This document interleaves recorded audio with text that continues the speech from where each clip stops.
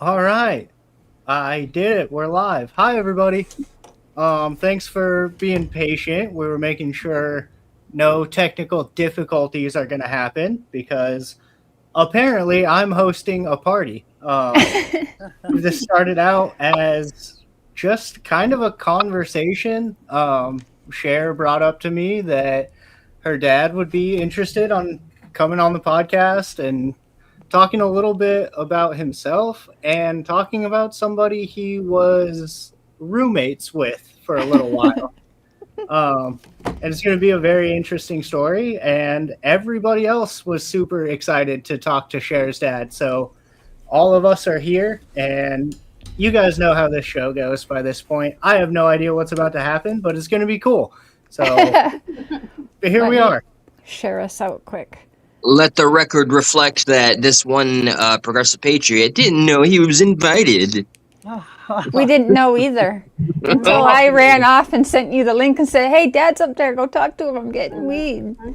After I inquired, but yes, welcome to the show, Carney Army. Ooh, all right, Quad Squad.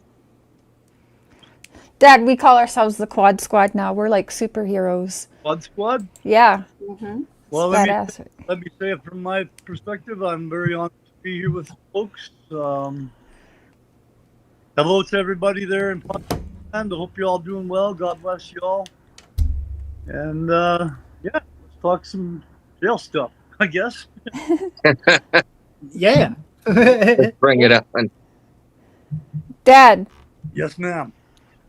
I love the story of when you pretended to be CPS and kidnapped me. Will you tell them? Nice. The 80s were different. Okay. The 80s were fun. Yeah, it was a How do different you time. know? Boy, you weren't even there. I imagine. They were. If I tried to pull something like that today, they'd give me 20 years for it. Oh, hell yeah. Yeah. So tell them what happened. Okay, well, 'Cause I love it. let's see. Cher, as you folks know her, my daughter Sherry, was I think 7 months old, and her mother and I had parted company again for the umpteenth time. We were just young kids. I was 17 when I met Sherry's mom. Sherry's mom was 15. I was 17. I don't think there's anything wrong with that. No. But No, anyways, she's very young, like to be having kids. I don't mean it like that. two years went by. When Sherry's mom was 17, she had Sherry, and I was 19, and we had problems. Like I'm saying, we had relationship issues that were beyond our control because, hey, I was a drunk and a druggie. She was a drunk and a druggie and a prostitute, and You're telling me drugs and poor mental health make relationships harder? Oh, absolutely. Yeah. Right? Yeah, hey, I didn't even know about my mental health status at that point. But anyways, to continue, one of the times that Cher's mother and I parted ways, So weird. Luisha, who is Sherry's mother, I called her Coco. Let's refer to her as Coco for this podcast. Coco took Sherry. Coco took our 7-month-old baby girl and split and went to her mother's place. She lived in this really run-down motel in Surrey, BC, in a very poor part of town. I was in trouble with the law. I had a warrant out for my arrest. So I had to be careful what I did. And I wasn't concerned about Coco, my wife. I was concerned about my daughter. Because, sure, you're the only thing that ever happened in my life that really meant it down. And I was with some friends in Vancouver, and we devised a plan where these friends of mine were handicapped people. I used to be a handicap attendant for folks in wheelchairs and that. And some of our friends were also handicap attendants and handicapped people. And we sat around and had a powwow one night, and we came up with this idea. let's dress two of these lovely handicap attendants up in nice clothing and give them a briefcase and send them to my mother-in-law's horrible apartment where my 7-month-old daughter is being kept captive, literally. And they were to pretend that they were representatives, advocates of the welfare system here, the child protection, whatever. You call it the CPA, you call it something different in the States. Yeah. Here it's called, it's just the welfare. Children's Aid Society. Children's Aid, yeah, right. There you go. CPS. So we printed up on a typewriter some paperwork that looked official and everything, and we sent these two women to the apartment where I knew that my daughter was being kept, and we rehearsed it. You know, we rehearsed it. These women that I'm talking about, they were friends of mine. They were a couple years my senior, but they were, you know, really cool women. They weren't druggies or anything. They're really cool people, and we rehearsed it a couple of times, and I played the part of my mother-in-law because I knew what she was like. Who are you? What do you want?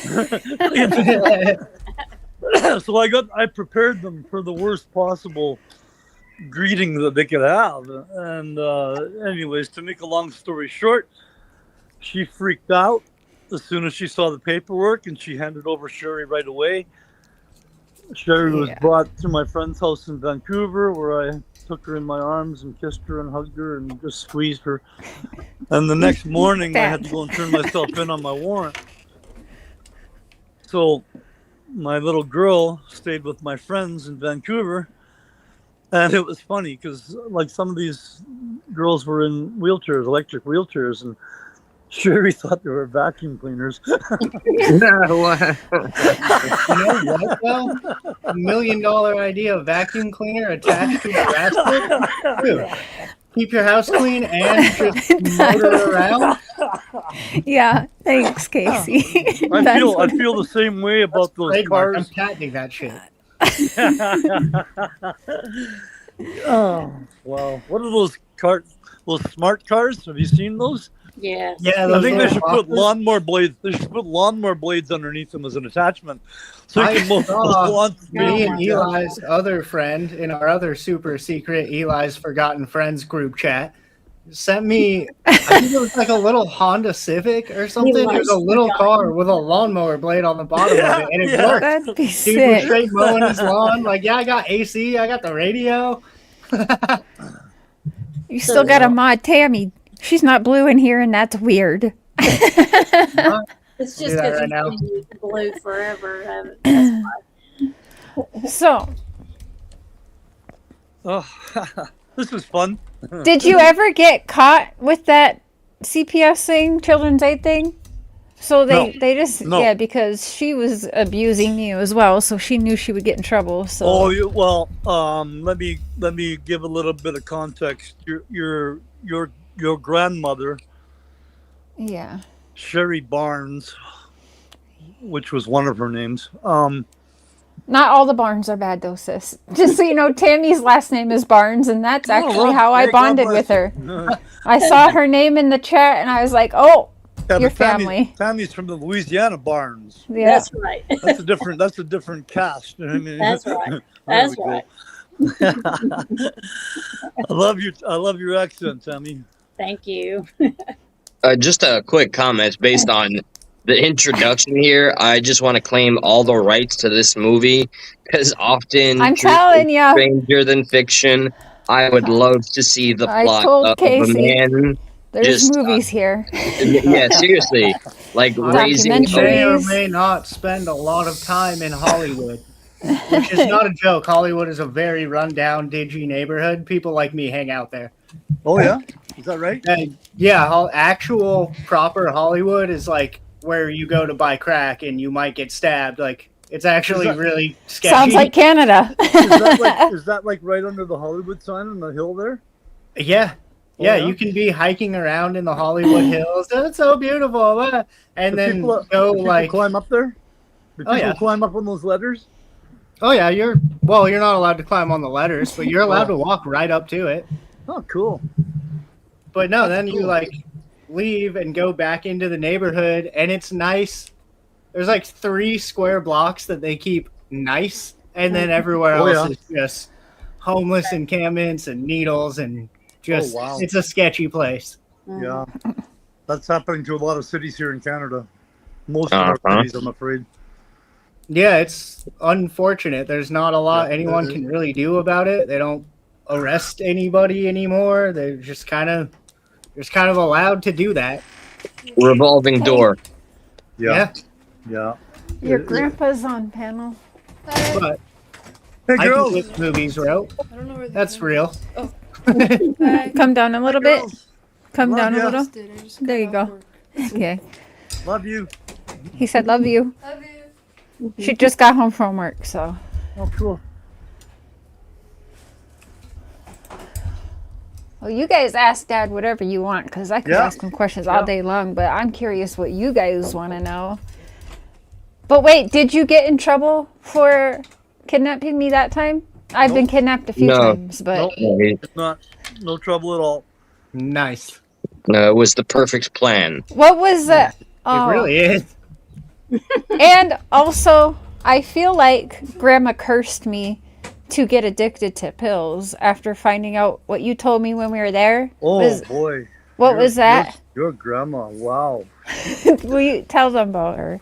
She deserves it. Okay, this was Cher's grandmother was a very enterprising lady, let me tell you. She had Okay. this system where she worked her way across Canada from London, Ontario to Surrey, British Columbia. And that goes through, I don't know how many communities. I'm going to say probably 500 communities. And in many, many, many of those communities, Cher's grandmother stopped and applied for and received welfare checks under 2 or 3 different names. And she had ID for all of those names. Okay. And she also went to doctors in all of those communities. I'm getting some static here. Yeah, I do hear static. It might be the sink running. That's Do you hear? that's- Is it water? Stop that. No, she's cleaning the food bowls for the cats. Okay. Okay, hold on. I'll mute. Anyways, also in a lot of these communities, she went to doctors' offices and got prescriptions for pills. And not just any pills. I'm talking about Talwin, Ritalin, Percocets, Percodan, Oh, see. Valium. All the good stuff. Yeah. benzos and opiates. Yeah. So she had this purse that I swear must have weighed 50 pounds. And she packed it over her shoulder with both fucking handles on her shoulder and her arm wrapped around. This wasn't a petite woman. This was a woman you didn't want to catch a left hook from. and boy, oh boy, I mean, yeah, she had this thing worked out where she went across Canada back and forth, sometimes 2 or 3 times a year on the Greyhound system, the Greyhound bus system when we had that here. So my names is her. She used my names are her aliases to get drugs and welfare, right? One of your names. Oh. One of your names is one of her aliases. Nice. That's That's- pretty deplorable. Mary Marion. Mary after your grandmother, and Marion after my mother. Yeah. So I really put Mary. I blame her. I was born to do pills. I've told this story a couple of times, but I have friends that did a very similar thing. They just kept naming all the kids and cousins the same name. So whenever the tax man would come around, nope, that's my uncle. Nope, that's my cousin. Nope, that's my grandpa. They evaded that shit for like 20 years, dude. That's so fucked up. Hey, Battle X. Hi, Marie, Ronnie, Eve, Duck. They're saying hi, Papa Cher. Hello, everybody. Welcome.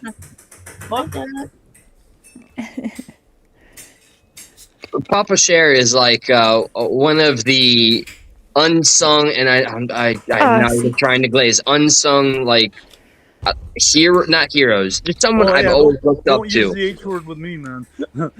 Yeah, no, I just ain't nobody's hero. I'm just making clear to people that's never seen the two of us in the same panel. Like, this is an individual that I spoke to in 2022, and like the first conversation was so natural. It's very rare where someone like me that feels like I'm such a tortured, complex soul, and it's so hard for me to articulate my thoughts. But this individual is like, it was like coming home. I could just talk to him right off rip, and we were able to go from, I don't know, the weather to quantum physics. I mean, that's I'm grateful to have even met this individual and be able to talk to him to this day.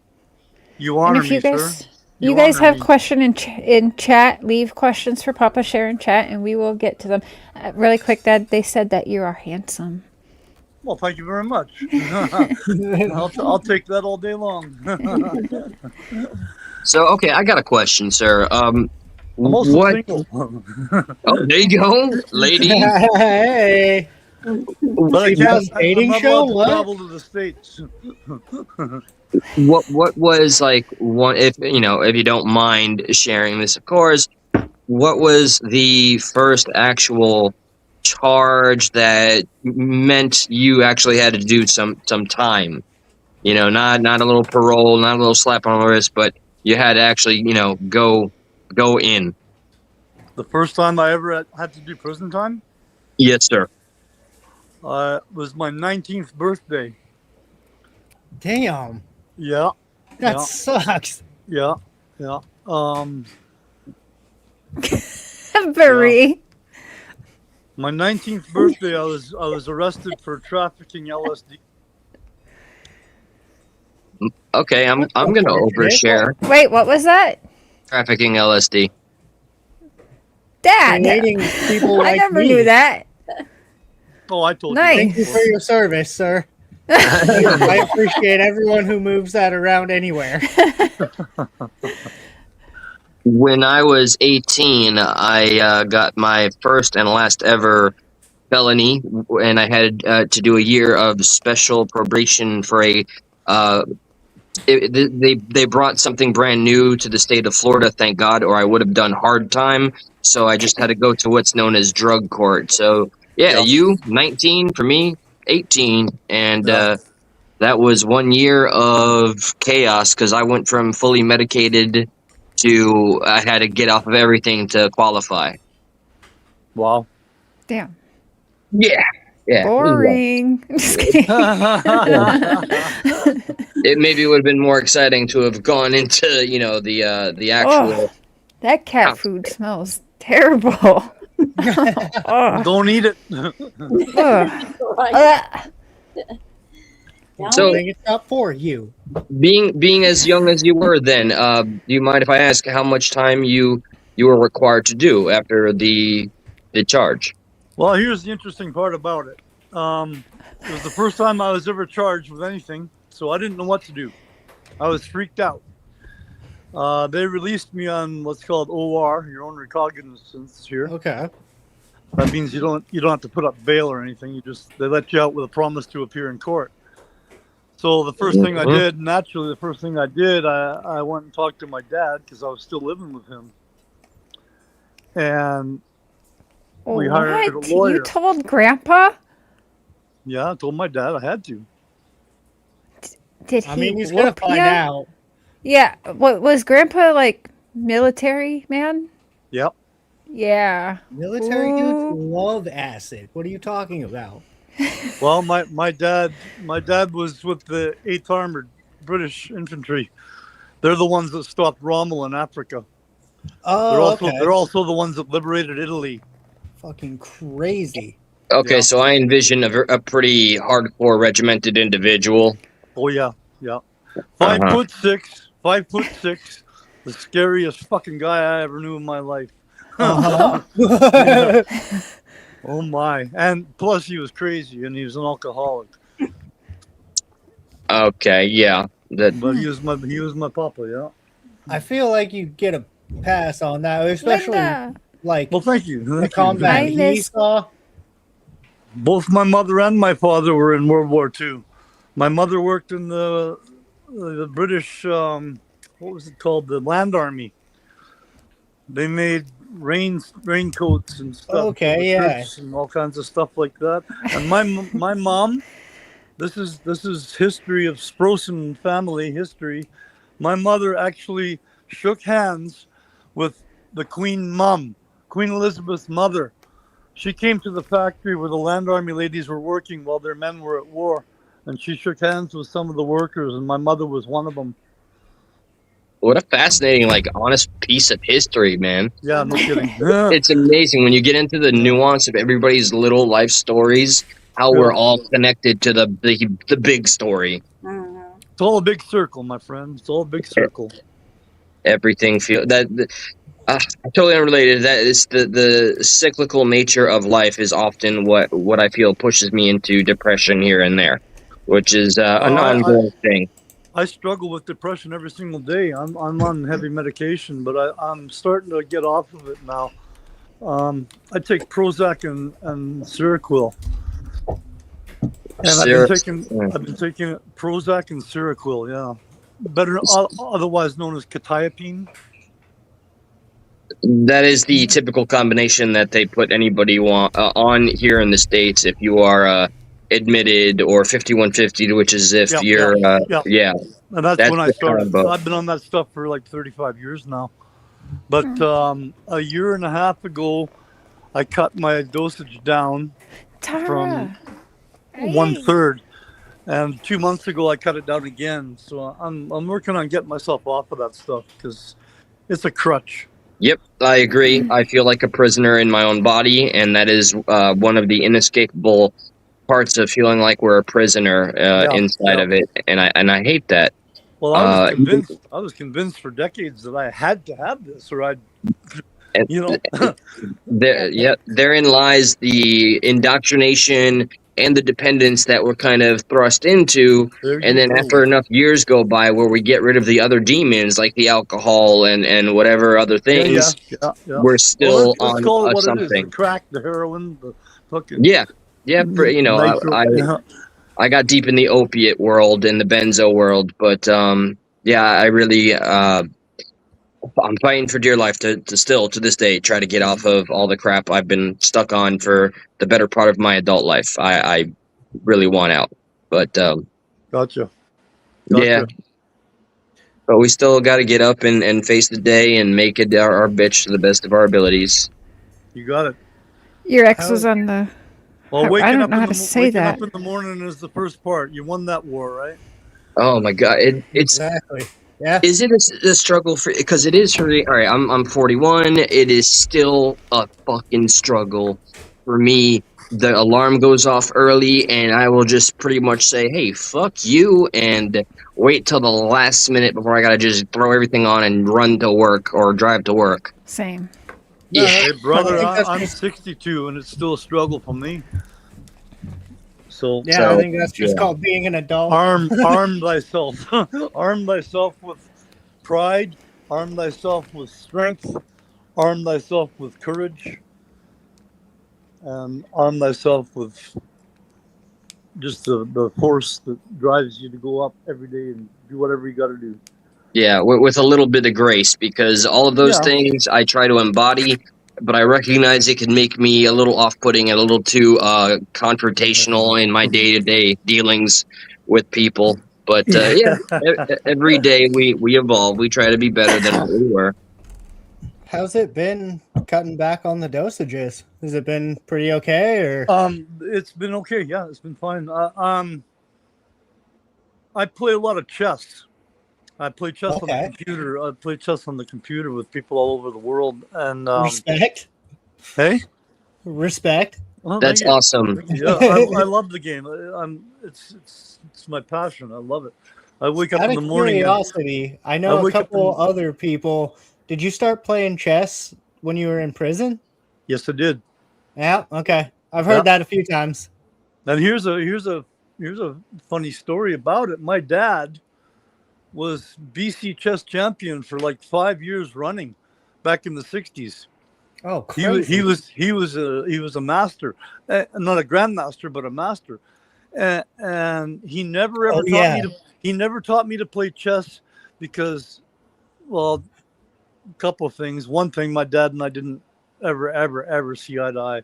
He didn't like me. I was the last of 4 kids. I got 2 brothers and a sister, and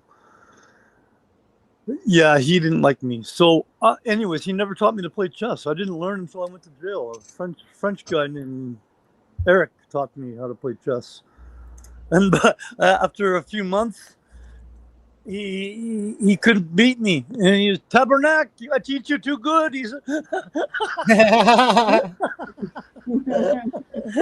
Hi, Mitska. That's awesome. It also seems appropriate for some reason to learn chess from a French guy. I don't know why that makes sense, but it I does. thought the same thing. You were asking about the mood level with the reduction of medication, and the reason I brought up chess is because it's a great source of frustration to me. Sometimes I'll sit down and I'll win 3 or 4 games. I play timed games, like 10-minute games, so you have to think quick to move, Right. and that tests me, and it builds my strength too. But if I start screwing up, I get really stressed out, and I check myself, thinking, okay, what are we stressed out about, Adrian? What we're stressed out about is, okay, we're losing games, we're not thinking, we're not concentrating, and then I get back to it. So the medication for the decades that I've used it has done me a world of good. But what I've learned from that usage and what I'm now used to is my daily repertoire of, anxieties and stuff like that I can control. Yes. And so the reduction, that's why I've reduced it, because I take a lot of meds. I take heart pills. I take blood pressure pills. I take, I'm a category 1 diabetic, so I take blood pressure, or a diabetic pill, or category 2 rather. I don't have to take injections. I take a pill.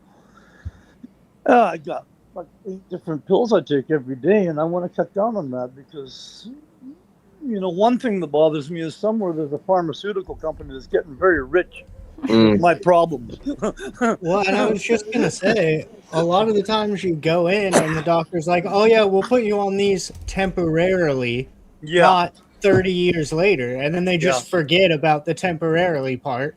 Yeah. Well, I was lucky in one respect. I had a good doctor years ago, and this was a prison doctor. And it's very rare to find a good prison doctor here in Canada. Let me tell you why. Doctors that are kind of goofy and all fucked up, have problems, maybe problems with the law and shit, they go into the CSC, which is a Correction Service of Canada, because they need doctors. That kind of makes sense.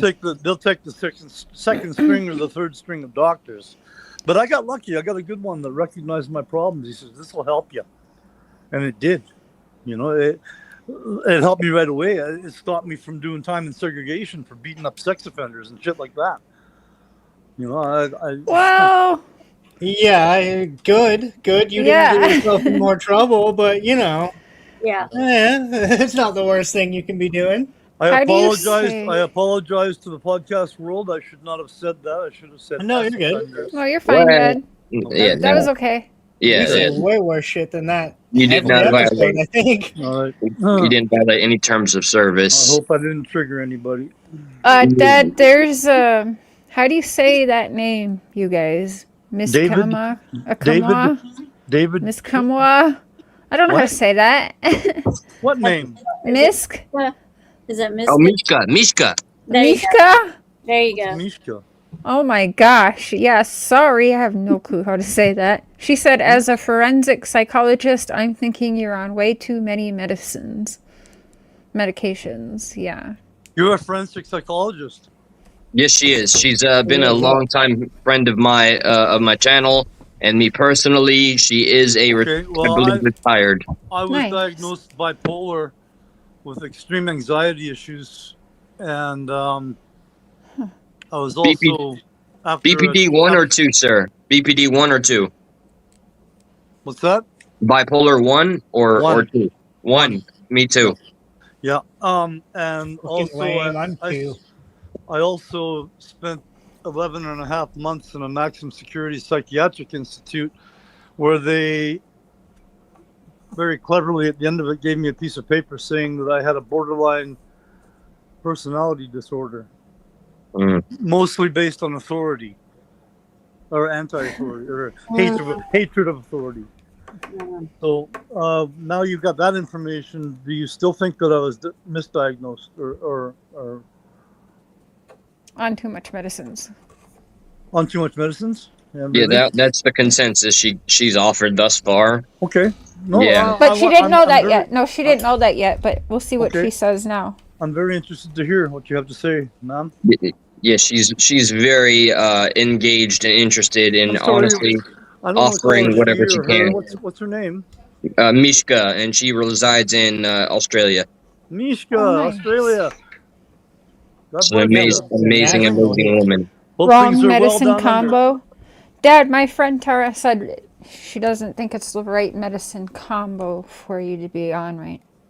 And she's that really good psychic out of BC that I tell you about. That's a real psychic. Has helped RCMP actually find missing people. I would love a chance to communicate with her. Heck yeah. I would absolutely love that. Yeah. We'll make that happen. Sure, if you can hook me up with that later, please do. Okay, I'll talk to her after. Yep. They are conflicting. I got Mishka's digits as well. Okay. Yeah, she says that her reading on it so far is that she thinks that they are conflicting each other. Which ones? I would imagine probably the Seroquel and Prozac. Prozac. Yeah, but that's the most administered. Okay. Yeah, but how? When you're already blackout drunk, how stoned do you really get? I don't get blackout drunk ever. No, I'm making a metaphor for Eli that one is gonna basically overpower the other. Okay. Yeah, the Prozac is the upper. The Seroquel would be the downer there. I can get really technical about what they do for me if you like. Yeah. Okay. Prozac is for me majorly an anti-anxiety drug. Yep. And the Seroquel is antipsychotic. Yep. So it slows me down in my thinking and my consciousness. But Dad? Yes, ma'am. I took Prozac for a few years and I quit it because it made me feel like a Stepford wife, I'll call it. I don't know. It may affect women but differently than men. It probably affects women differently than men. Yeah, but for your anxiety... Do you think that the weed, the marijuana that you take in wouldn't be able to somewhat No, I need them both. I need them both. Yep. Okay. I proved that to myself. Thank you, Tara. When I was 16... Oh, that's awesome of you. Thank you. Mishka, thank you very much for your interest in this matter, though. I really appreciate that. Oh, she's very attentive. She's gonna have a lot to say. And I just there want to say, she is. She said... I got to plug my phone in real quick here. Okay. And Tara said she'll talk to you privately, Dad. Oh, awesome. As a man, for me personally, the Prozac, which I never wanted to be on, but I was in a position where I was like, yeah, okay, whatever, anything. It made me feel like fraudulently happy. Like I found myself, overly, just ridiculously happy to the point where I remember I ran into an old high school crush when I was working as a DJ, and she would just say like, "Oh my God, hi Eli, and I hope you've been good." And I'd be like, "Yeah, General, yeah, sure." You know, and then I just thought about how I behaved at night, and I just cold turkeyed right off that crap. Wow.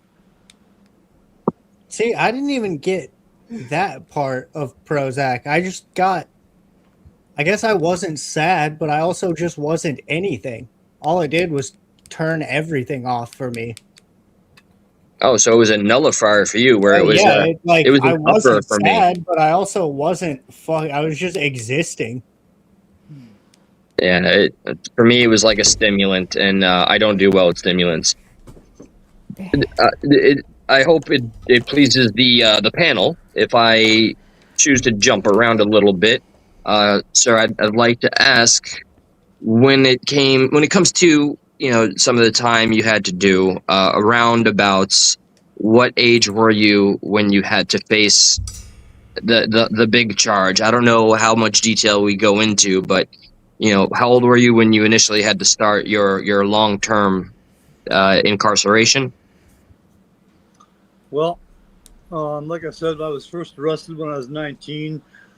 That whole LSD trafficking charge was busted down to a possession charge. I got 30 days for it. Nice. I got 30 days for a couple other crimes: possession of stolen property, one for theft, I think. When I was 27 years old, I was arrested for manslaughter. And that presented how much time to serve? Well, I mean, it was up to the court system. The range was anywhere from 18 months to life. Damn, that's Yeah. wait. Canada. So at the end of it, like that's what they say. All right, well, the verdict is 18 months to maybe the rest of your life. That's absolutely horrifying. Please tell me I'm wrong. Let me give you some context. That's cute. When I was 27 years old, I was a cocaine addict. I was a drunk. I was basically a fucking animal in society. I did break and enters on homes and businesses. I stole cars. I carjacked people. I did all kinds of fucking shit that I would never even dream of doing again in my life. I'm one of the fortunate ones. I've been able to live long enough to understand my mistakes of the past and to be able to accept what I've done and live with it. But I wasn't ready at 27 years old to be hit with such a horrible thing. I mean, I broke into a barn one night on a farm, and I accidentally caused a fire that burned down the barn and the home that it was attached to and killed 2 people. And the victims were a 12-year-old girl and her mother.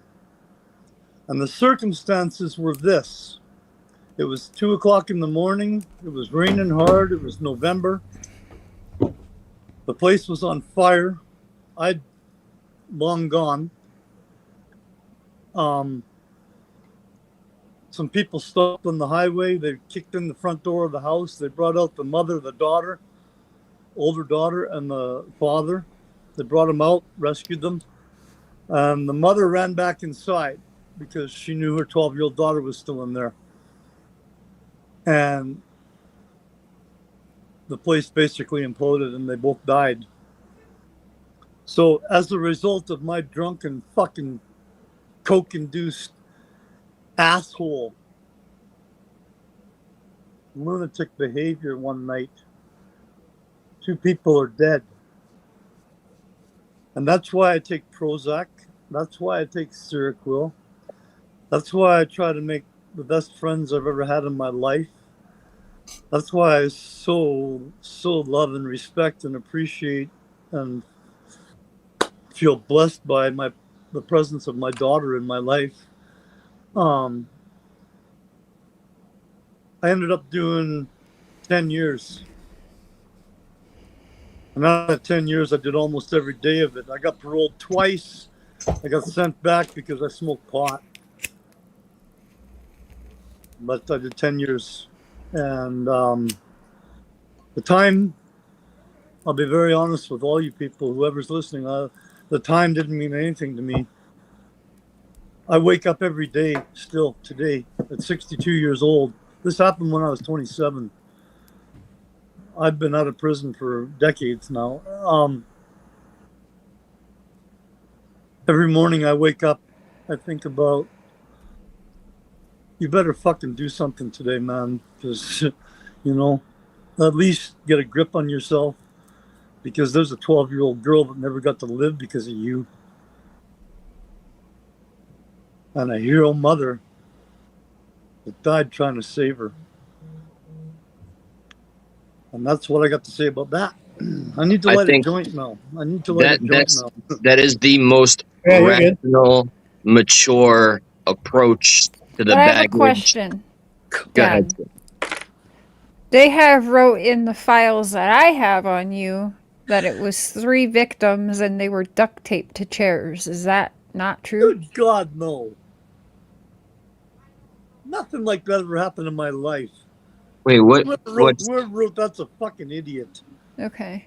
What files? I think they put it in the newspaper. It was in the newspaper. And then they said something, they caught you up on the hill because you were laughing and just lost your mind and you were laughing like a maniac. That's bullshit, too. They arrested me and a friend of mine's. Well, they arrested me. Eventually, they arrested me with a SWAT team. Here it's called ERT. In a motel room that I rented one night after, I don't know, they said I robbed a bank or something. I don't remember anything about that, but that's what they said I did. So, anyways, I was in a motel room. I had money, I had cocaine, I had booze. And they came in through the windows and the door simultaneously, and they within one moment I was listening to music on the TV in the motel room, snorting coke, getting a good buzz, freaking out because I knew I was wanted all over the fucking planet. And in the next second, I was surrounded by 18 people pointing guns at my head. And I'm not fucking exaggerating at all. They did not mess around. They came in to get me. How much time had elapsed since the act up till the time where you were taken in? Almost 4 months. 4 months? Oh. Almost 4 months. I went on the run for 4 months. Okay, so yeah, just to circle back, the report that Cher had just offered, given the files, it doesn't mesh or line up with a timeline. Like, Cher, the files you read, did it say he was found 4 months late? It's in newspapers. It's literally written in the newspapers. The newspaper says they gave me the newspapers when I turned 18 to try and convince me what a terrible what a bad guy he was. Yeah, so, and people on YouTube found some of the clippings and made videos on it. It says 3 people were tied, duct taped to chairs and set on fire, and that you were arrested across the street like up on a hill laughing. I swear on my only daughter that none of that ever happened. Well, if that's so fucked up. Now I'm all fucked up. You can rest easy with that, Cher. Huh. If that did happen, I would assume... No, Dad, I know. If that did happen, I would assume you'd be looking at more than 10 years. Well, that seems like a little bit more than, that'd be a fucking life fit for sure. Yeah. That'd be kidnapping also. So, like, the punishment in that case doesn't even match that article. I'd sure like if somebody really did that and got 10 years, that would be wild. I'd like to know who wrote that. Well, it doesn't matter now, but yeah, I've got the files. I'll show you.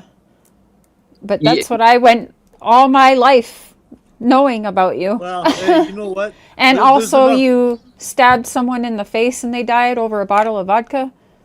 What? What?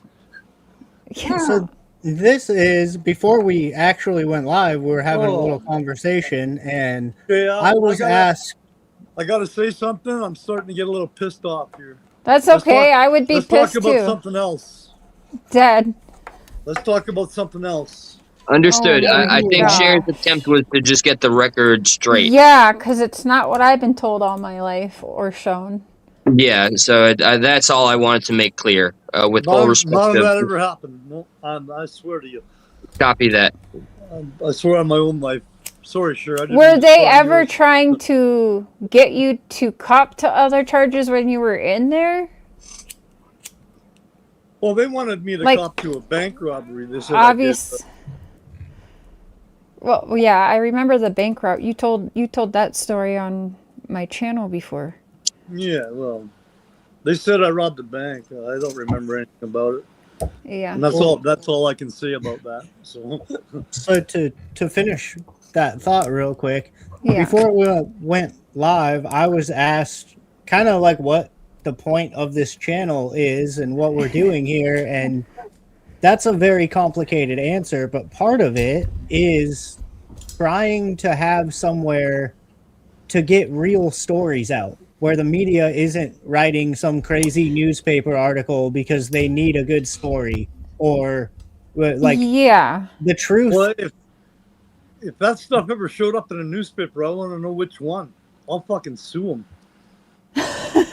I'll show that you. was my immediate I'll thought. find the stuff and send it to you, Dad, but don't let it piss you off. But that's exactly why I started into true crime too. I couldn't trust what the media was saying. So it's interesting that I'm learning tonight at 42 years old, since I've been told this shit since like 7 years old. All You know of what this gets stuff. me?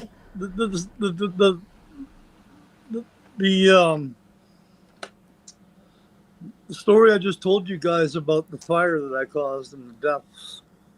That's honest. That's true. Every single word of it, and I swear to that.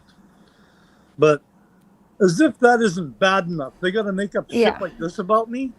So now I'm wondering if it wasn't because, well, I was 4 and Katrina was a newborn baby, brand new fucking baby, and now I'm not on. Like, did they make everything fucking worse to take 2 kids into the system? Because you know very well we ended up into that rich bullshit family. My thoughts are they made it a crazy story because that's what's gonna sell. Man accidentally causes a fire is Oh yeah, way he was less all of a over the story news and than shit. fucking, you know what I mean? Like, I genuinely think that was the news trying to capitalize on this story. But they don't give a shit how it affects the man or his daughter or his family or fucking anything.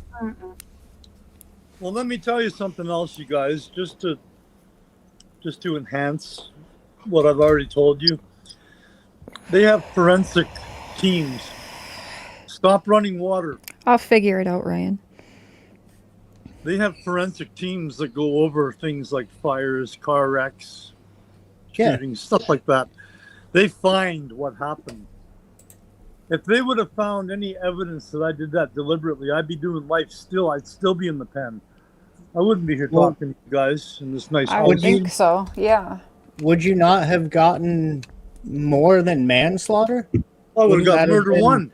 Yeah, exactly. First degree murder here. Yeah. Yeah, that would be premeditation and all that. Yep. Yes. Well, not necessarily. It doesn't have to be premeditated. First degree murder is directly causing the death of somebody during the consequences of a crime. I was doing a break and enter when I caused that fire. So I mean, if they could have proven deliberate cause, I'd still be in jail, and there's no question about that. I mean, a lot of you guys in the States, you might think that we have a pretty easy peasy justice system here in Canada, but let me tell you something. Not at all. We have a limit, life 25, and it doesn't matter how many people you kill. You can kill 20 people, you're still going to get life 25. And what that means is you do 25 years before you're eligible for parole. But here's the thing. If you kill 2, 3 or more people in one fucking go, you're never, ever going to get 3 parole members to sign their names on the dotted line saying to release you. Oh, that makes Not sense. ever. Yeah. I mean, we've had serial killers here in BC. We had a guy called Clifford Olson back in the 80s, a piece of shit, killed 11 children. He got life 25, and everybody freaked out. What? Life 25? He should get death. Well, there's no death penalty in Canada. But his life 25 sentence was a death sentence. Because he's never, ever, ever, he went before the parole board 6 times before he died of cancer in the penitentiary here in Abbotsford. You know, so our justice system isn't what it needs to be, but it's pretty serious. You know, if you're a mass murderer, you're not ever going to get out of prison again if you're caught. So that's just information for you guys in the States, because a lot of people think they hear a lot of things on the news and it's not all true. You know, we don't have that lax of a justice system. Kind of on a side note, but our friend Mitska from the chat that was talking about the medication said, if you'd like, she'd be open to talking to you in private about some stuff. I'd love that. Okay, awesome. Yeah, we can make that happen. Yeah, get that info to Cher, please, or after the show. I'll text. Yeah, I'll just give Casey your phone number. You know what? That makes She's also in Australia, so you guys are gonna have to figure out the time difference and whatnot. Cool. But yeah, she would love to talk to you. I'd love to talk to you about Australia too. I love kangaroos. I'm not crazy. There you go. Hey. I love kangaroos. So when you were locked up, I'd imagine you met a slew of individuals. Obviously, you just mentioned a serial killer. Per chance, did you ever meet any actual serial killers while you did the time? Nice segue. There you go. That was what I was looking for a little bit. Several, yeah. Several. Yeah. Okay. Which ones? Yeah. Yeah, to your level of comfort, which ones did you? Hey, Rogue. Dad, can you hear us? Yes, I can. Okay, which serial killers have you met? Oh boy. Oh, that's so cool. That is cool. Okay, there's a difference between serial killers and what else do they call it? Two or more mass people. Murderers. Two or more people. I've probably met half a dozen people that were guilty of killing more than one person. Was there? Sorry. The most the highest body count, if you want to say it that way, was a fellow named David Trinan. And I didn't know, yeah, that's him. I didn't know anything about his crimes except that he was a murderer doing life. But he got to be a friend of mine. And by friend, I mean friend inside in the jail system, in the federal penitentiary system here in Canada. When you say friend, you mean somebody you know is not going to cause you any harm, isn't going to fuck you around, and is going to be there if you need someone to talk to. That was this guy for me. He lived 2 cells down from me on the same living unit for 6 years. And because of this guy, and I'm not kidding here, because of this guy, I passed my math test on my GED examination. Without his constant fucking tutoring, I never would have had a chance. Math was always my worst subject in school. It drove me to drive my fist through the wall in the elementary school sometimes. That was back here when they used to give you the strap on the hand. But this guy came to my cell one day because him and I both like to smoke weed. And he came to my cell one day and he said, "Hey man, you want to smoke a joint?" And I said, "Sure." So him and I went for a walk around the 440, the track. And we smoked a joint. And I think we smoked another one. And so I said, "Hey Dave, I know you're doing life, bro. Do you have a chance of getting out?" And he looked at me and said, "No." He just shook his head. He said, "No." I said, "What do you mean, no?" He said, "Everybody gets out." I said, "Lifers get out. Lifers get out all the time. Lots of people on parole and doing life bits on parole here in Canada and in the States." But he said, no. He says, if you kill 2 or more, he says, you're never going to get parole. And he raised up his fingers. He raised up 4 fingers. He says, "I killed 4." And this is when I was first meeting the man. I mean, I lived next to him for maybe a few months before I had this chat with him. This was in the early 90s. And I said to him, well, I guess there are people that needed killing, because he looked like a mean son of a bitch to me. He does. He does, yeah. And you don't poke at fucking dragons in the cage, Right. So I was very, very tiptoed about how I went around. I said, well, fuck, there must have been people that needed killing. He looked at me, he says, you know, Adrian, he says, I thought so at the time. And that's all he ever said to me about it. That's all I ever heard. I never knew who he killed, where he killed, when he killed, why he killed, or anything. That's all I ever heard. Is he thought so at the time. Me knowing the context of that's cold as fuck. Wait. Whoa. He said they did deserve it? Is that what? Wait, what? Did I just not hear something? He told me he killed 4 people. Yeah. And to stay on his good side, I said, well, they must have been people that needed killing. Yeah. And he looked at me, he says, you know, Adrian, he says, I thought so at the time. Right. And that's all he ever said to me about it. I never ever queried again, because you don't go up to lifers and ask them what they're in for. You just don't.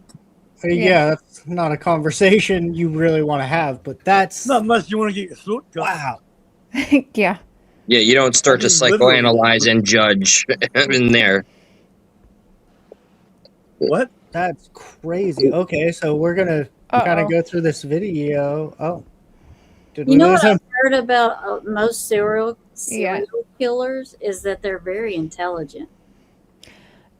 Oh yeah. Yeah. Very smart. I mean, like, very intelligent. Like, I bet he's got to plug his phone in and he'll call back in. Oh, okay. Charles Manson to play the guitar. There he is. I think I'm back. There we go. Yeah, you're good. Dad, look how quick you're doing that shit. I love it.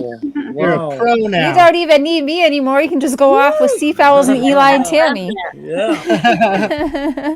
Nice. We don't need you anymore, Cher. Oh, yes, we do. Boo. Dad. I actually really do need you for this show. You do a lot behind the scenes. We are a good team. Like all of the research, and then she just sends me stuff, and I go, okay, I'll watch that. Yeah, but you guys make see all me the right cool now? shit. Can we hear you? We can hear you. Can you see me? Yeah, you're good. Yeah, we see you. Okay. The light of God is upon you, but we see you. You're glowing, but you're there. Oh, let me close the curtain. Hold on. So yeah, I am interested in this particular individual's like actual crimes. What were the nature of his victims? Was he just like picking fights, or was he hunting? Were they male, female? Well, Oh my gosh! Wait till you hear. But we're first, about Dad. to learn, and wow. Yeah. All right. Well, so that's all you knew. When did you find out what he actually done? About 6 months ago. No way. Yeah. Holy I looked, just out of curiosity, I looked up his name on YouTube, and that's what I found. Oh, Saskatchewan's only serial killer. So what was that Most like? notorious. Fucking Realizing, blew my mind. yeah, like You you're gotta in be there with kidding this dude. You guys were like, again, the term friends is a strong word, but like you knew this dude, and then 6 months ago you were like, oh, that's what he did. Hey, I ate 3 meals a day with this guy. I saw him 100 times a day. He lived 2 cells down the range from me. You know, we played chess together. He tutored me in math. Crazy place. His job in the institution, he worked in the canteen, inmate canteen. So I saw him every day, several times a day. You know what? This was a jail with average population of 350 to 500 people on any given day. That changes. Nobody knew what he was in for. Now they do. Ronnie So says, how did you feel after finding out? I'm imagining now he's probably either transferred from where he was or he's in solitary or some shit. I hope things are going okay for him, sort of. I know where he's good. One of the things I was gonna ask, just kind of knowing about this guy when we were gonna do the show, is how did he do in there? Because normally people with certain crimes don't do very well. But I guess if no one knew, then I'm sure he did fine until people found out. I never saw this guy have a bad day. No. Interesting. Never once. People gave him a wide berth. Were you angry when you found out? I was surprised. I was very, very surprised. But then it made sense to me because knowing David as I did, I knew there was something missing there. You know, like I'm psychologically messed up myself, so I can recognize my own ilk in people, and I can recognize damage. Mm-hmm. And this guy had stuff going on way behind the scenes that I never would have queried into because, like I said, didn't want to get my throat cut. Right. Yeah. Fair. All right. So I guess. Yeah, go ahead. I want to know how accurate is his statement of 4 victims versus what the truth is. He was arrested and convicted of 4 murders.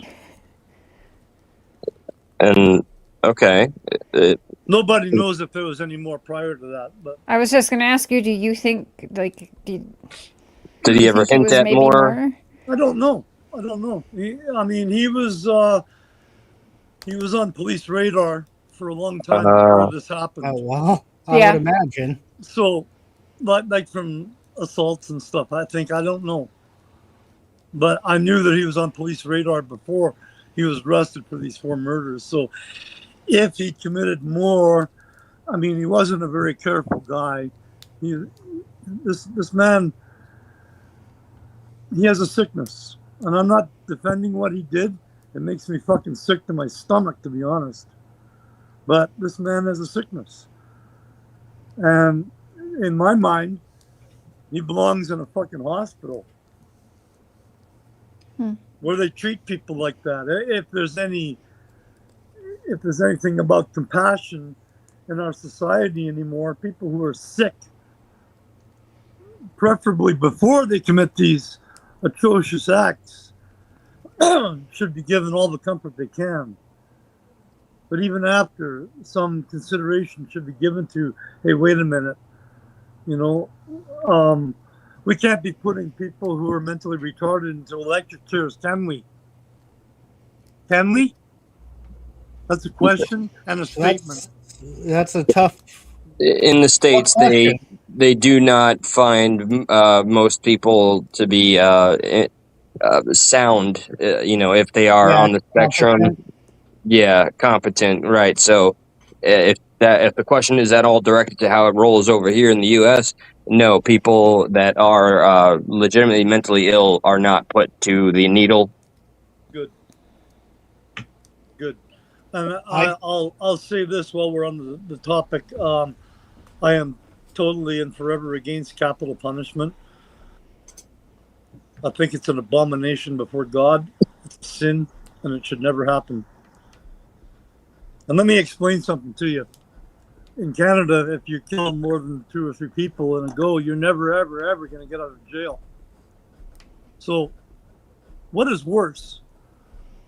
Getting somebody high on heroin and ending their life, or making somebody live in a cage like a rat for fucking 40 or 50 or 60 years?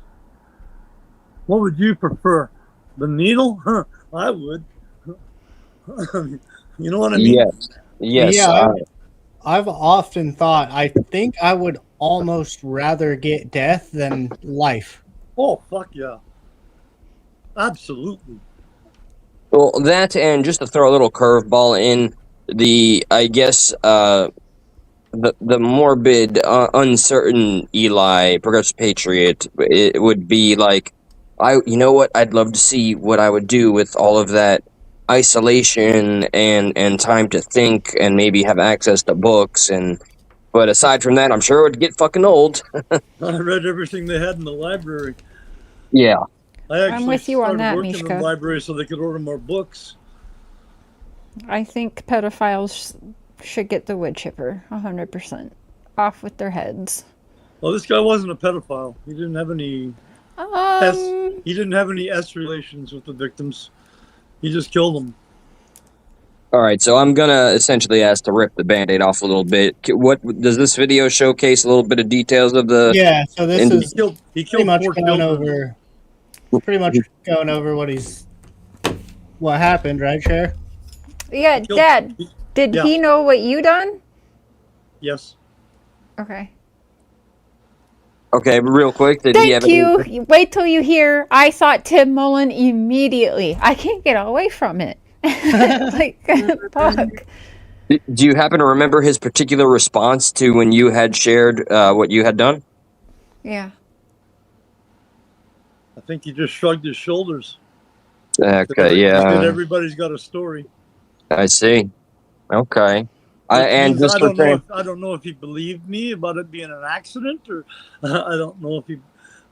It doesn't matter, but him and I never had a bad word between us in 6 years. Rogue. For the sake. And I'll tell you something else. Everybody else in that jail gave him a wide berth. Him and I sat down and played chess. I used to look at his hands, like before I knew, like I found out 6 months ago who his victims were, and I was shocked. Shocked. Can we play some of this and kind of play it? Go ahead, get it out there so we know what we're talking about. Okay, we'll start with. I just want to share one sentence for the sake of transparency. I am stuck in the middle when it comes to the capital punishment thing. I really just haven't made up my mind. I understand. Honestly. I understand that. Yeah, fair enough. Mm-hmm.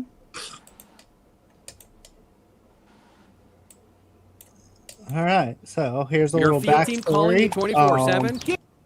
And then I guess we'll just kind of get into what it was like to be in prison with this guy and just, I guess, your experiences. I feel like getting a chance to talk to certain people that have been, I don't know, closer to it, if that makes sense, gives people a lot more insight than just a news article we can find, or not just bashing him for media. Casey, is that you talking? Yeah, it is. Oh, okay. Let me first explain that once you go to prison for a long sentence, it depends on your personality, how you're going to react to that, how you're going to accept that, how you're going to do your time. For me, I looked at it as life. Okay, this is my life now. Mm-hmm. I have to live here. And I don't know what the jails are like in the States. I've seen some on TV, but here, our federal penitentiaries are like small communities. You have a school, you have a hospital, you have a church, you have a big gym, you have lots of acreage for people to walk around on. You have exercise stuff. You have educational stuff. You have a library. You have a big police force that's always there breathing down your neck. Weird. In jail? Yeah. Crazy. And you know what? In the jail that I was in, we were fortunate. We even had pets. I had a cat. Oh, nice. That's actually really cool. Yeah. I had a cat named Langford. Used to sleep on my feet every night. Huh.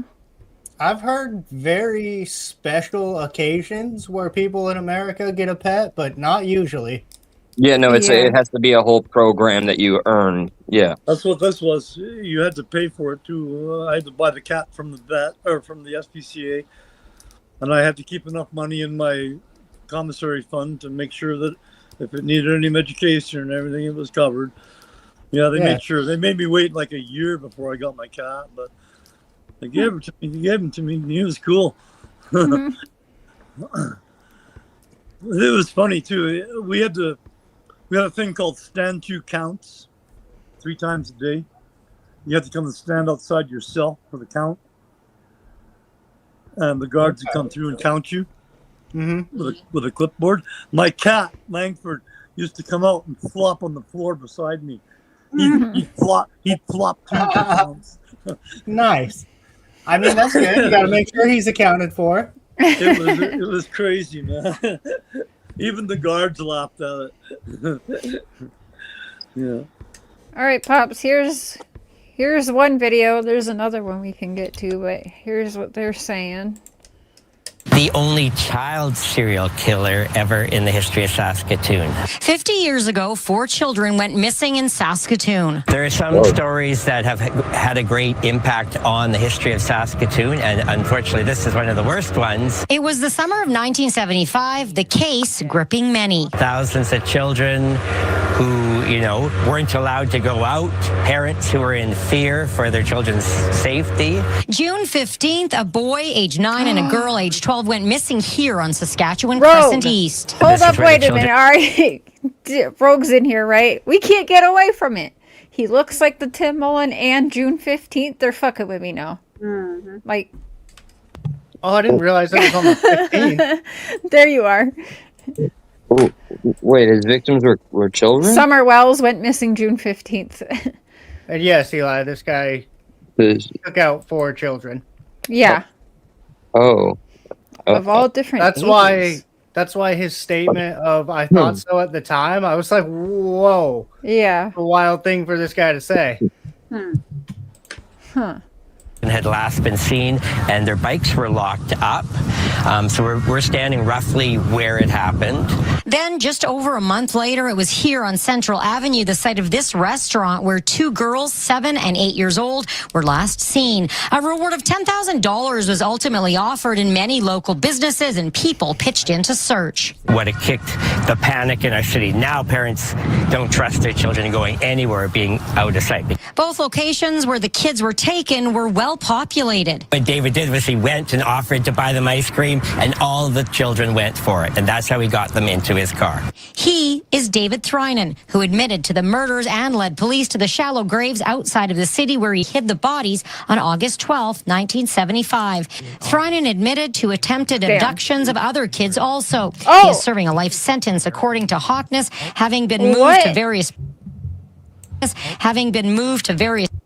is serving a life sentence according to Hockness, having been moved to various prisons from BC to New Brunswick. We sort of Wait, did I not go far enough? On August 12, 1975, Thrynan admitted to attempted abductions of other kids also. That's unfortunate. He looks like young Shaggy 2 Dope. That sucks. Hey, I'll tell you guys something. I spent 10 years in the penitentiary with some crazy fucking people. This guy actually fucking spooked me. I would imagine, yeah. What do you think about other attempted abductions? I didn't know about that. That's the first time hearing about that. But it doesn't surprise me. Oh, yeah. Now that I know what I know, it doesn't surprise me. I know you already kind of said you could tell he wasn't all there, but I mean, did you get kind of a creepy vibe from him? Oh, absolutely. Yeah. Absolutely. Fucking just he looks like Manson. Yeah. Well, he does kind of. Huh? Like I say, in 6 years of living with this man, I never had a cross word with him. I bet not. And I was very grateful for that. Because I can hold my own, but I ain't no fucking superhero, and this guy spooked me. He never had a moment of like sharing any details, Never. just never once. No, or how you think he was afraid he was going to get killed? The only thing he ever told me is he killed 4 people, and at the time he thought it was necessary. Okay, well, he's clearly lying, and all right. If he admitted now to let's put some time context into here. Okay, he did his crime in 1975. Yeah. In 1975, I was 12 years old. Yeah. I could have been one of his victims if I lived in Saskatchewan. I met him when I was 27 in jail. And I'd never heard his name before. The only reason I knew him is he lived 2 cells down the tier from me. We played chess. Yeah. I remember playing chess with this man. And I played chess with a lot of people that were in there for a lot of bad crimes. And I used to look at their hands across the table when they're moving their chess pieces. Yeah. And I remember thinking in my mind, holy fuck, those hands are the last things some people saw. I remember thinking that, and it fucking spooked me. Like, what kind of things was he talking about then? At the time when I played chess with him? Yeah, or like when you were studying, what kind of shit come out of his mouth since he didn't talk about his case? Nothing about his criminal life. I never queried. Like, once I knew he was in for 4 murders, I never queried further than that. Yeah, but so what would he talk about? Jello? You don't ask people like this questions if you want to wake up in the morning. But out of curiosity's sake, I mean, would he ever go into like political views, theological views? Would he talk about anything at all? He hated the fucking CSC system, but we all did. Oh, well, yeah. That kind of makes sense. Okay. You know? But I'll tell you something. This guy wasn't a guy that racked up charges. You never saw him getting in trouble with the fucking staff ever. Not one time. Not in fucking 6 years did he ever step out of line, get in a fight, threaten anybody that fucking reported it, or fucking get caught with drugs or anything. And in the time I knew him, he fucking skated through that place. But like I said, nobody in there knew what the fuck he was in for. Or if they did, they sure as fuck didn't say anything. Yeah. No, in all those conversations, like, I mean, it never came up, like, you know, his thoughts on God or, anything, or what kind of person. No, I never had any discussions of theology with this guy. We played chess together. Was he good at chess? Yeah, he was. He was really good, actually. Interesting. Yeah. Actually, scary and interesting. And he loved my cat, too. He used to come over to pet my cat often. Animal lover. Huh. Yeah, nice guy. Well, nice guy. Fuck you. Nice guy. I'll tell you something. Okay, and you take this for what it's worth. He was one of my friends when I was in there. And by friend, I mean somebody you know isn't going to fucking try to kill you, rat you out, or fucking get something off of you. Yeah, no, it's a whole different sociological. It doesn't mean like your friend that you grew up with. Right, no, 100%. When it comes to being in the can, it's a whole different premise and sociological atmosphere that, exactly. It's almost like the mafia when they say a friend of ours. Exactly. You know, Papa Cher didn't want to hype him up. I'm sure being in there, like, there's some things are worse than others. It's a weird environment, but a guy like this isn't going to judge you. You know what I mean? Like, the last thing he's thinking of is how evil you are when he knows what he's done. When I first went in with my charges of the manslaughter because of the fire, when I first got arrested and went inside, I had a lot of negative reaction from inmates, from staff, and from sheriff deputies who transported me because I'd killed a 12-year-old girl in a fire. I didn't mean to. They didn't know that, but they fucking hated me for it. And at the time, I hated myself for it, and I still do. I still hate the fact that I was ever capable of doing something so fucking stupid that caused such a tragic result. But no, he never ever, that I can remember, and I would remember, he never ever wrote me about my crime or asked me about it or he didn't want me knowing any details of his shit, so he didn't ask me any details of mine, I guess. Yeah. I Yeah, know it's like him. an I know more about anti-quid him pro now than I quo. did then. That's a little frightening to me in general. Like, he's almost calculated, Yeah. almost like Well, lizard brain-esque. he does what he has to do to survive. I'll tell you that. Yep. Yep. That's the Yeah, I bare feel bones like of it. that was more just I don't want anybody to know about this because it's No, going to be a real bad time. Right. You can reasonably compare him to a rabid dog, I would think. Look at him, yeah. Yeah, that's fair. No, I'm see serious. that. I mean, extremely vicious if provoked.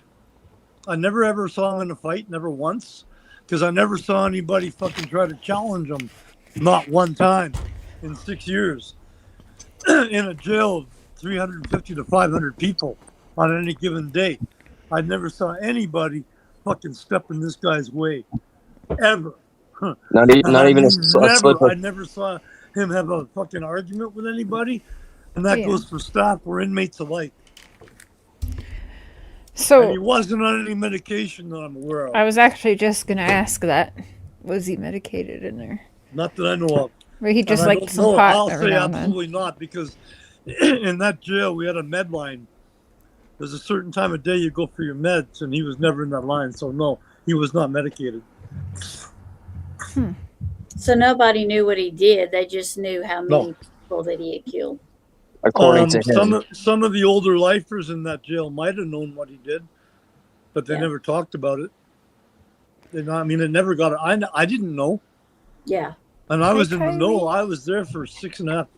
In that jail, I was there actually for 7 years, but I didn't know. No. Hi, Kylie. And people knew that I hang out with him. I played chess with him. He came So- to my cell. We played chess. I came to his cell. We played chess. Dad, He was one of the few people that had a computer. Oh, Life that's- only. Excuse me. Only lifers were allowed to have computers in their cells, Huh. and there was only like 3 or 4 of them, and he was one of them. But they weren't allowed to be online.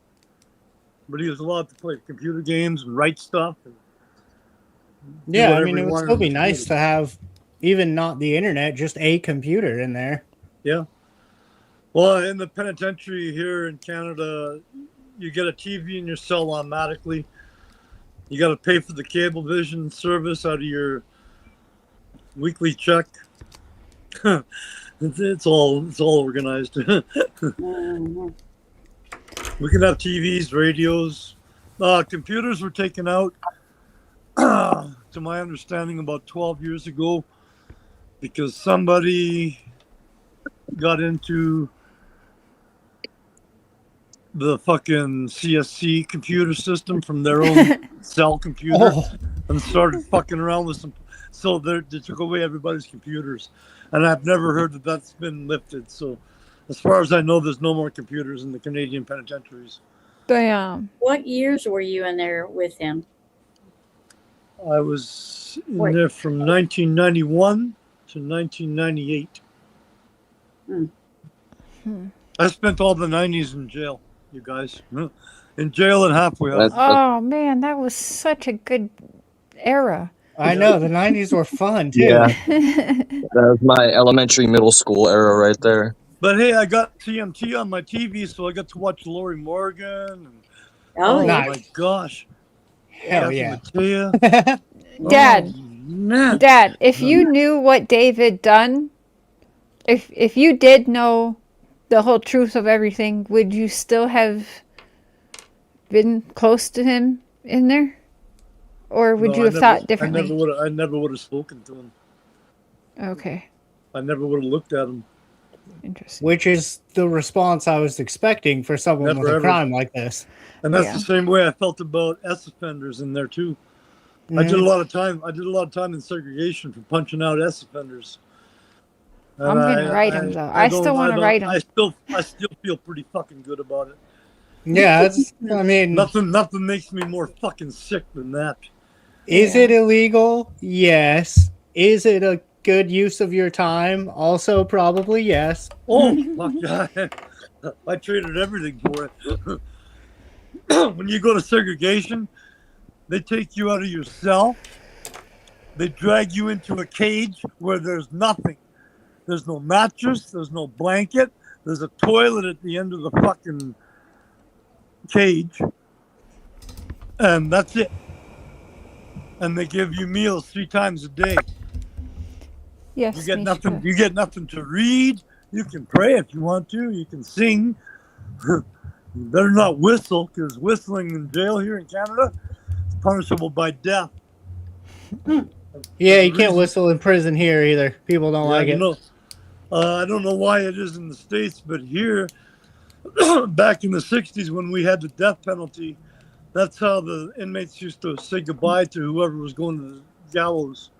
Oh. They whistle. Interesting. Yeah. So if you're get caught whistling in a jail in Canada, look out. Be on your guard. Excuse me for a minute. Excuse me for a minute. Yes, Mitska. This is the Canadian serial killer? Yeah, I mean, child serial killer. They call him he's like the most whatever infamous or whatever they call him in here. You know the media just playing it up even more, but I can't wait to write this guy now. Tell me about my dad.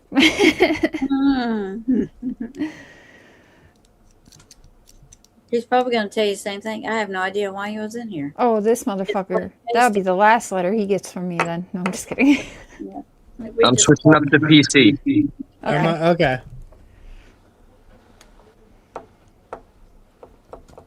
I saw the other screen pop up. I didn't know what Eli was doing down there. 4 kids. Clifford Olson was very close to my home. We had to be picked up and walked home from school for months. Damn. Yeah, I mean, it sounds like that was kind of the reaction of the community when this was all going on. I only watched a couple quick videos on it, but it sounds like it created widespread panic. Like parents were afraid to let their kids go outside. Yeah. Were they calling it the summer of fear? Yes. Yeah, something like that, yeah. 12th, 1975. Oh, hold on. Sorry, I just wanted to read that, not... Thank you. Okay, hold on. I think I can read that. I just gotta make it bigger for me. Okay. The decomposed bodies of 4 Saskatchewan, Saskatchewan children were discovered late Tuesday after... Hey, today's Tuesday. Hey, it is late Tuesday. Late Tuesday after police were taken to 2 separate locations near the city. A man said to be in his mid-20s is scheduled to appear in the magistrate's court this morning amid light security precautions to face charges in connection with the deaths of the children. Damn, this is hard to read, right? Deputy Police Chief Hugh Fraser said a man first led police to an area northeast of Sutherland where 2 bodies were found. The bodies were identified as those of 8-year-old Samantha Turner and 7-year-old Kathy Scott. He said Samantha and Kathy disappeared Saturday, July 26th. Police were taken to another location south of Saskatoon where the bodies of the other 2 children, 9-year-old Robert and 12-year-old Darlene, were found. Deputy Fraser said Robert and Darlene disappeared June 15th. Police say they believe the crime was committed by one person from we know of the case. We think we have the facts. The offenses were perpetrated by one individual. The chief refused to comment on the cause of death, saying that would have to be determined by the coroner. And It was strangulation. what? In all cases. In all cases, it was strangulation. Wait, he said he was unable to say at this time whether the children had been sexually assaulted. No, they weren't. No, they weren't. No. This is also from What's the date on this? 1975. Yeah, There's August another 13th. there's another article you should look at. Okay. It clears some of that stuff up. Is it on YouTube or just on Google?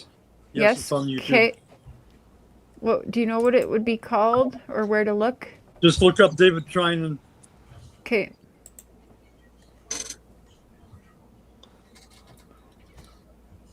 Looking back, maybe? Which one? No, this is a different one, I think. This is about women, I think. Or is it? Maybe? There's one article. There's one article that says how they were killed. And if there would have been any S involved, they would have mentioned it, but there wasn't. Okay. I don't know if this is it. There's one when one of the fathers of one of the victims speaks. Okay.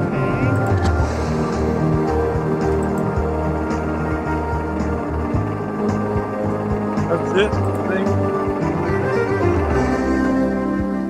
This you looks got right, it. Dad? 1975, two you got Saskatoon children rode their bikes Yep. This is it? Okay. Yep. down here to the riverbank to explore the trails. They were never seen again. Although no one knew it at the time, their disappearance marked the beginning of a summer of fear, suspicion, and murder. 9-year-old Robert Grubasek and 12-year-old Darlene Cranfield had vanished. Police dragged the river and searched the area with tracking dogs, but the only clue the children had ever been there was their abandoned bicycles. Rusty Chartier is a retired Saskatoon police officer. He now runs a greenhouse in the city. Back in 1975, he put 2 and 2 together and thought he might have a lead on the missing kids. We had the same thing in January the same year where a young girl was abducted on January the 16th and found wandering roadway south of town here, about 8 or 9 miles. And like I say, we started connecting this incident with other ones, and after that. Chartier and his partner had a description of the car involved in that abduction, but they were taken off the case. They were detectives, and missing persons cases went to the morality division. Because that's policing at that time. One section didn't talk to the other. The communications within the department, and detectives didn't talk to morality, What a and morality shame. didn't talk to youth, and Yeah. things like that. 6 weeks later, a second set of Saskatoon children went missing. 8-year-old Samantha Turner and 7-year-old Kathy Scott went to an ice He waited 6 weeks in between and did 2 every time? Yes. That's pretty ballsy, Dad. I don't call it ballsy, I'll call it retarded. Well, I just mean, Yeah, like, it's it makes dumb. me feel like he's definitely done it before. Possibly. Cher, can I add some information Yeah, of accumulated by? course. Okay, so here's a collective of the official statements and facts regarding David Theron. Okay. Trying. All right, so Theron abducted and essayed, strangled 4 young kids in around. He lured some victims by offering ice cream. Blah blah blah. Yeah. And furthermore, Theron was convicted of 4 murders, sentenced to life. He has been described as a fixated PDF with Okay, homicidal I did not know that. tendency This is the first I'm hearing of that. in psychiatric reports. His name's Trinan. Is it THRE? Yeah. It's Yeah. pronounced Trinan. Yeah, because, Dad, I was thinking, like, I did not knew know he was that. luring them with ice cream and stuff, so right away I was Yeah. already... What I just heard, I've Curious. never heard before. Okay. But I have to be honest, it doesn't really surprise me. Why else would you adopt children? Yeah. Well, yeah, Right. that was when you were kind of saying he didn't do that. He didn't do that. I was trying to think in my head, like, what is the other reason? It didn't But then sound like he was hold on. asking for Wait a ransom. minute. Wait a minute. I got to ask you a question here. Where you got that information from right now? Is that the same place that Cher got the information that I? No. No. Fair question. I'm utilizing No, four Dad. different AI sources that Okay. collect Hey, data. I'll go with you. I'm not fucking standing in the way of it. If that happened, it happened. But this is the first I'm hearing of that.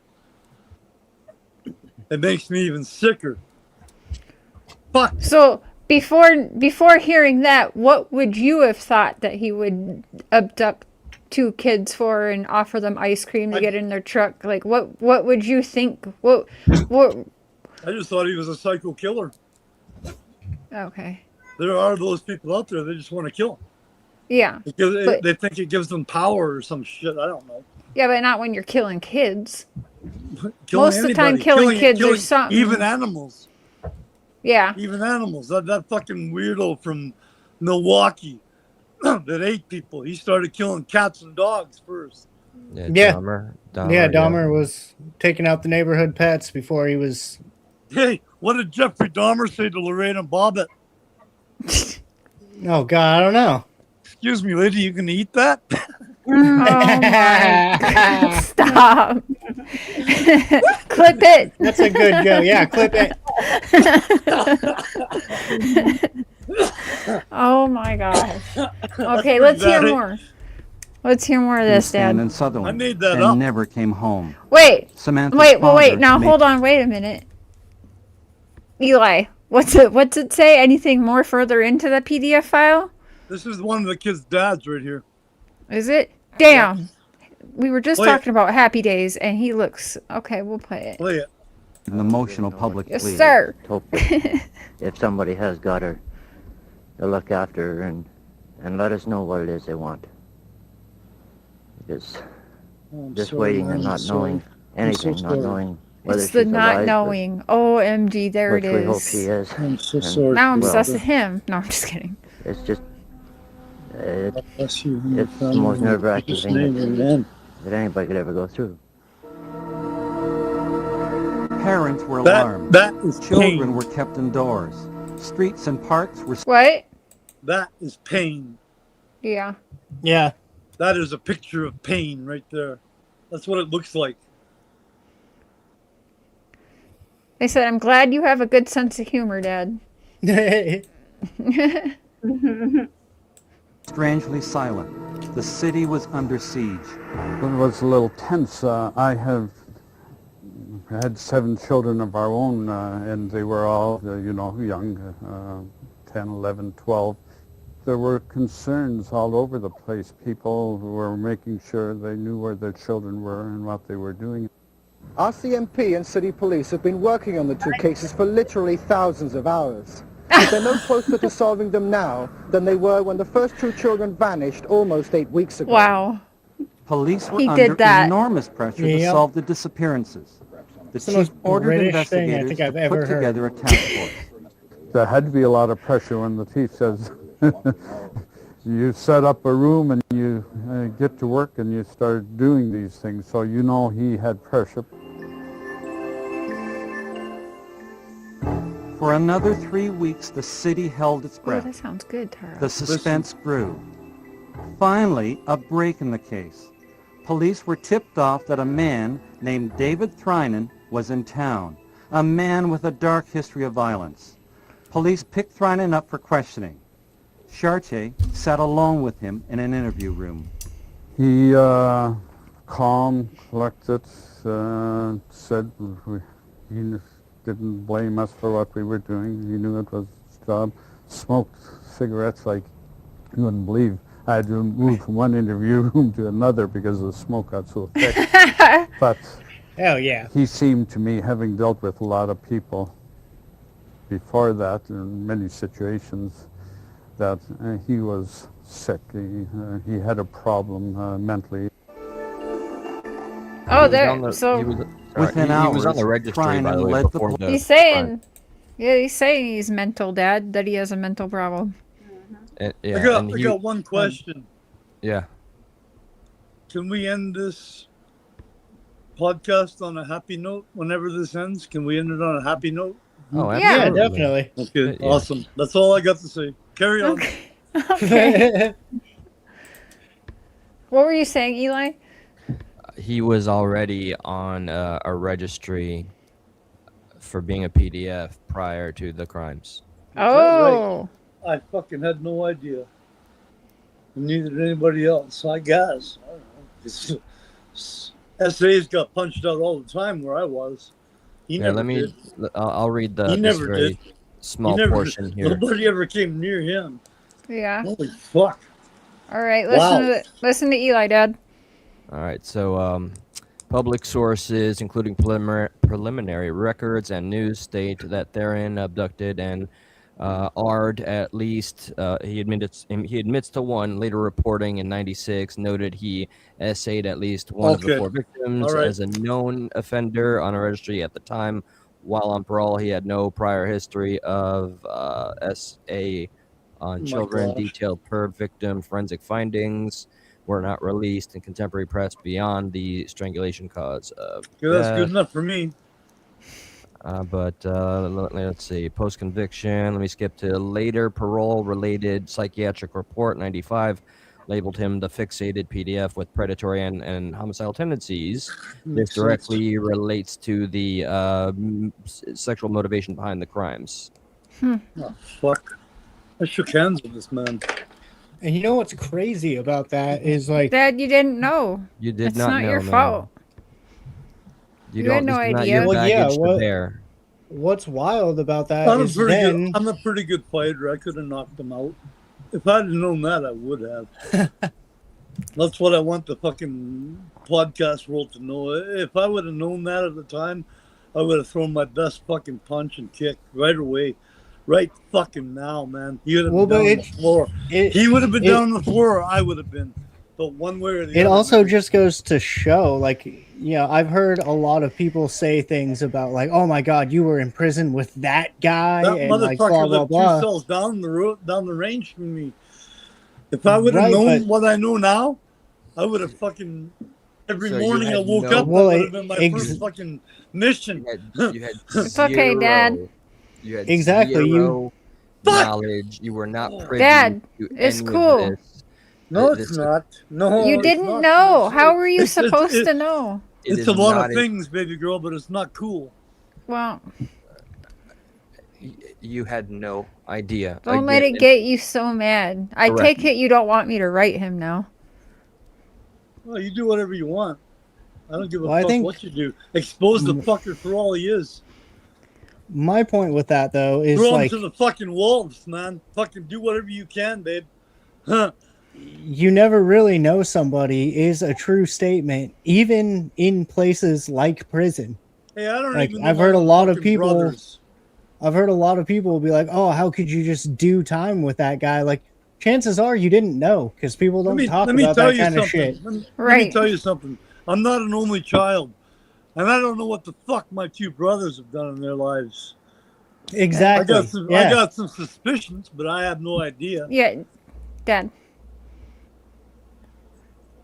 No, I just it's want to kill everything I see right now. no.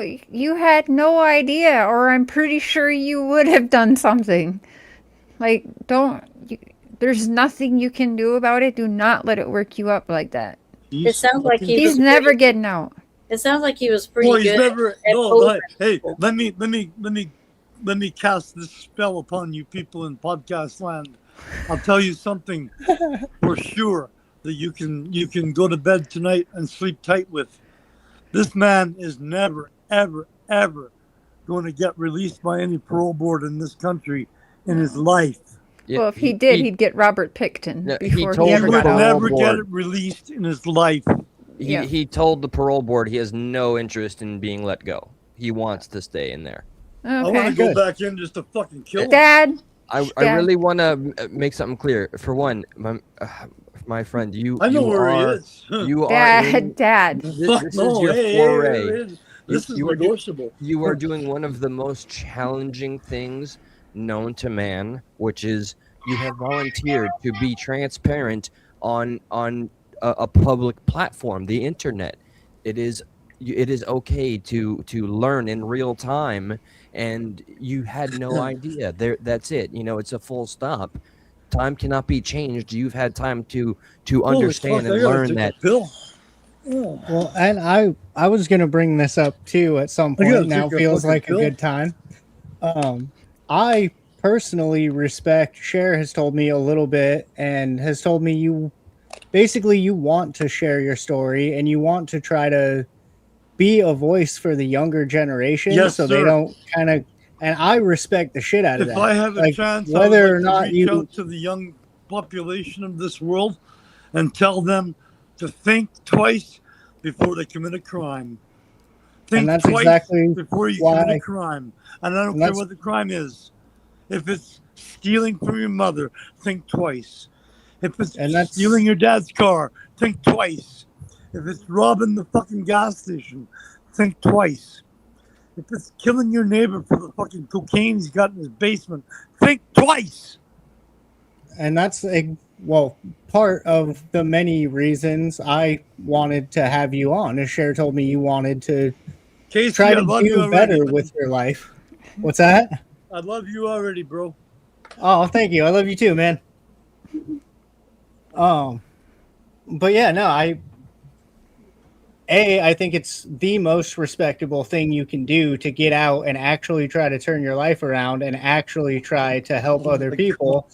And you probably wouldn't be able to do that if you were in there for killing a pedophile. So everything worked out. You're here, and that's better.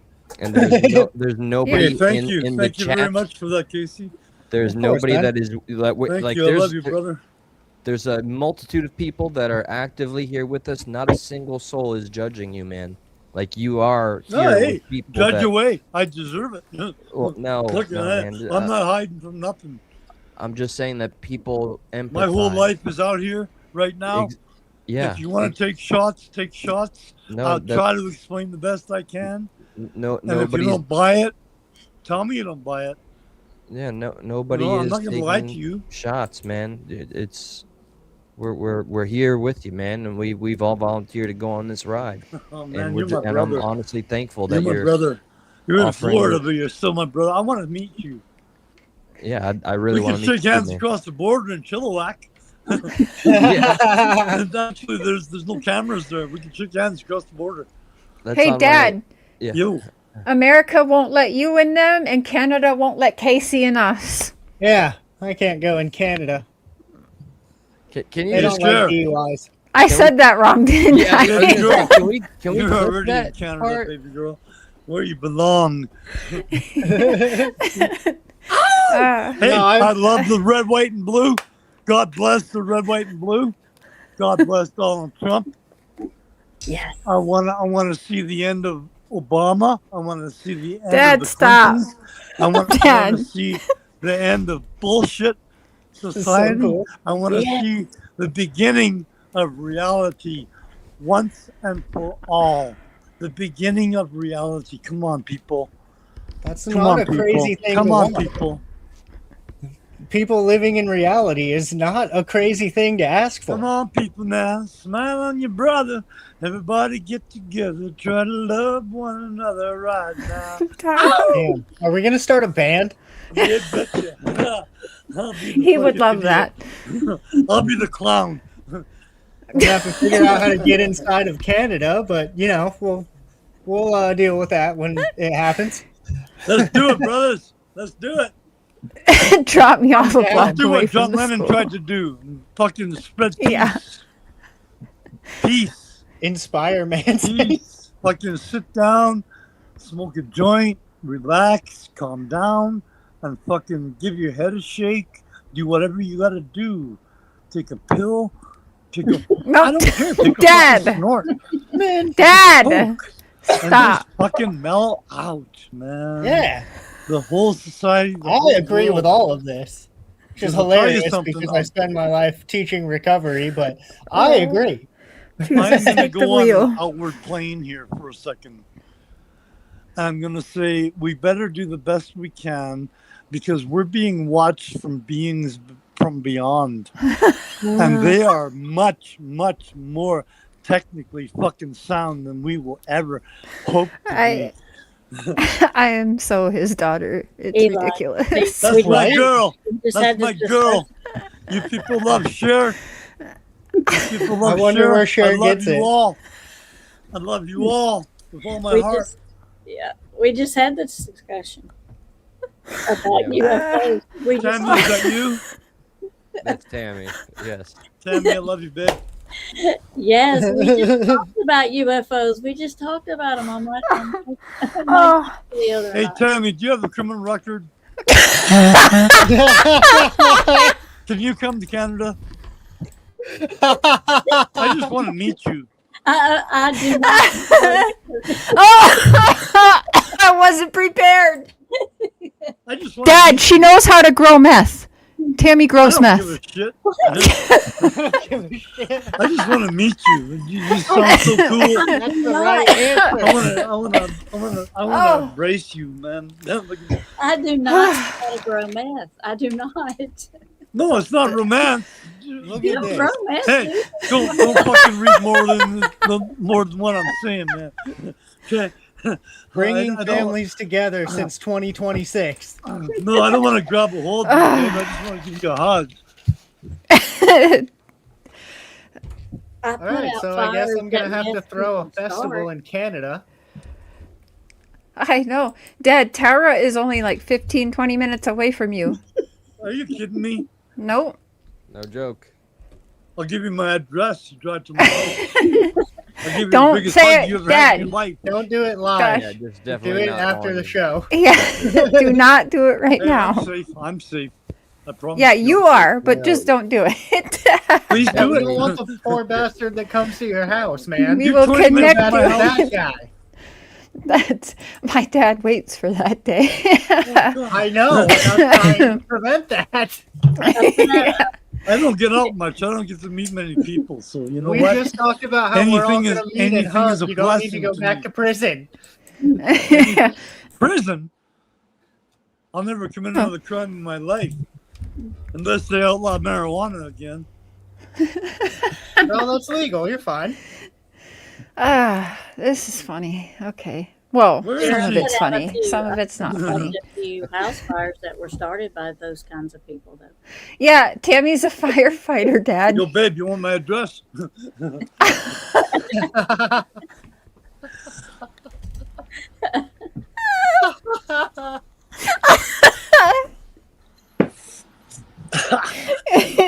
You can't make my sister my mom. Dad, this I can isn't do whatever I Kentucky.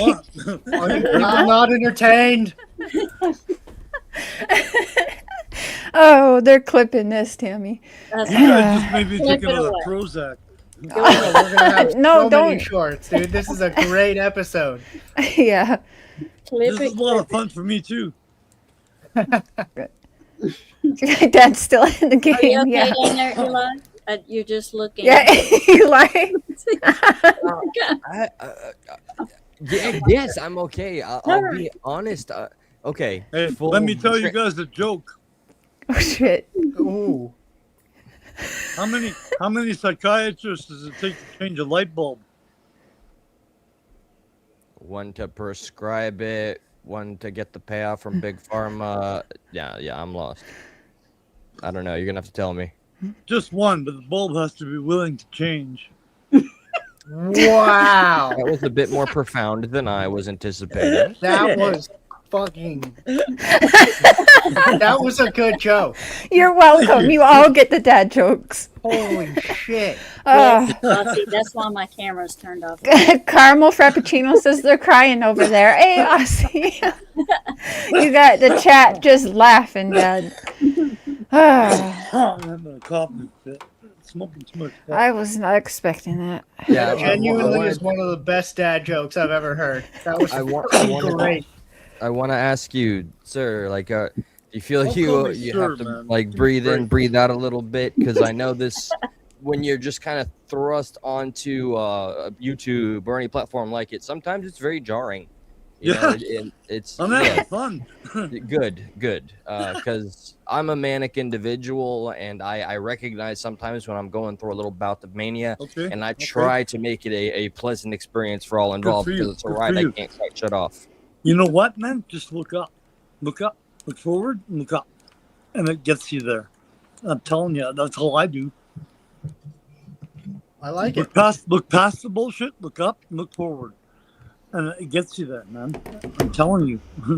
A little bit of that and some breathing exercises seems Yes, to do sir. it for me. Yes, sir. Yeah. Yeah. Get a cat. Well, Eli has a dog. Yeah, I got a little Get a Yorkie. cat too. Cats and His dogs. dog get is along. basically a cat. Yeah. Yeah. Oh, yeah. is that right? Fair. Yeah, he's tiny. Well, then you need a cat to keep him in line and make sure, because cats have a spirit among them. Dogs, I love dogs too. I love all animals. There's a lady up the road here from my house just got 4 horses on her property. And I'm gonna go knock on her door one day and ask her if I can ride one, because I have some horse riding experience in Calgary, Alberta.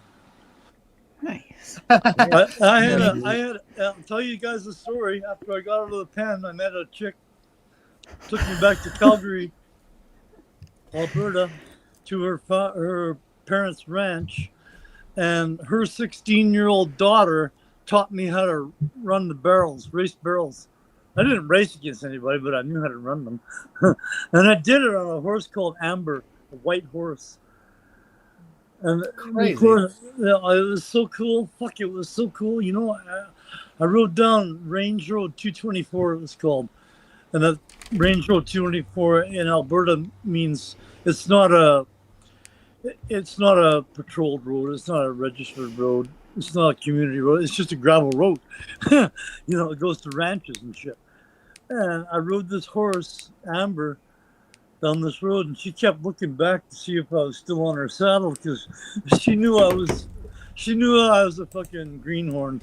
But I loved her, man. And at the end of that ride, we walked through a quarry that had been flooded by rain, and she walked through the water, and I was thinking, holy fuck. Like, she was almost up to her belly in water, and I was like, oh, my feet were getting wet. And she clumped and clumped and clumped and carried me right over the fucking lake. It was the most unifying experience with an animal I've ever had in my life. And I love cats more than anything, but that was the most unifying experience I ever had with an animal in my life. I have the opposite experience. I was an actual carny for a while. I have the opposite experience. I was a rodeo clown for a while. Oh my so I just got to deal with the pissed off horses that just got done fucking a cowboy off. They just wanted to kill me.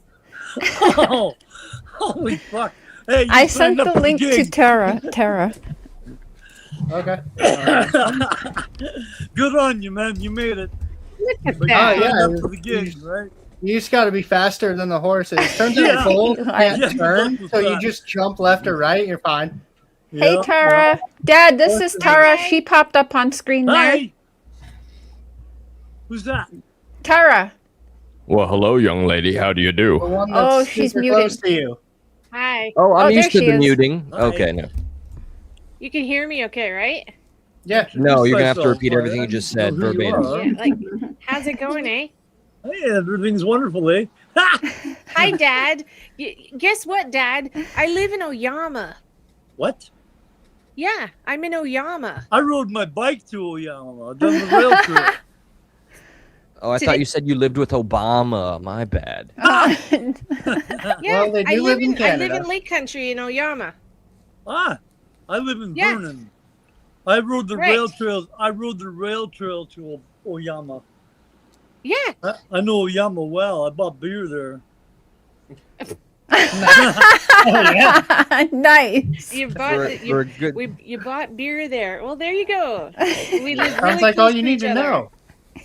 For a good spell of my 20s and 30s, I only remembered events based on what alcohol I purchased and where. So Oh my god. Same. Where did you buy whiskey? Liquor store locations. Yeah. Remember, I was a liquor specialist, so I know all the Ah, skinny yeah, on all the that's goods. Dad, Me too. Tara You has put it in helped front of me, I find. drank it. Tara has helped find missing people, Dad. She's helped the RCMP. Yep. How Here in y'all British doing? Columbia. How y'all doing so far? I don't think he can hear. Did you hear? Yeah, I don't think you can Yeah. hear me. Or I don't hear know. me. Can you? I said, how y'all doing so far? As the server? I'm Like, fantastic. Oh, good. It's 30 degrees out though. It's insane. I know. I'm Oh my sitting here in my gosh. living room with air conditioner on. Oh, Jeez. good, good. I was just gonna ask you. You got air conditioning. You betcha. Good. Oh yeah, you people use freaking hockey pucks or whatever you use to measure the temperature. It's like 40's cold as shit. What are you talking about? Hey, what did you say about hockey pucks? My computer I said says you it's guys- 26 We got a Celsius. hockey fan up there? Yes, actually, yeah. I am a Who's hockey that? fan. I love it.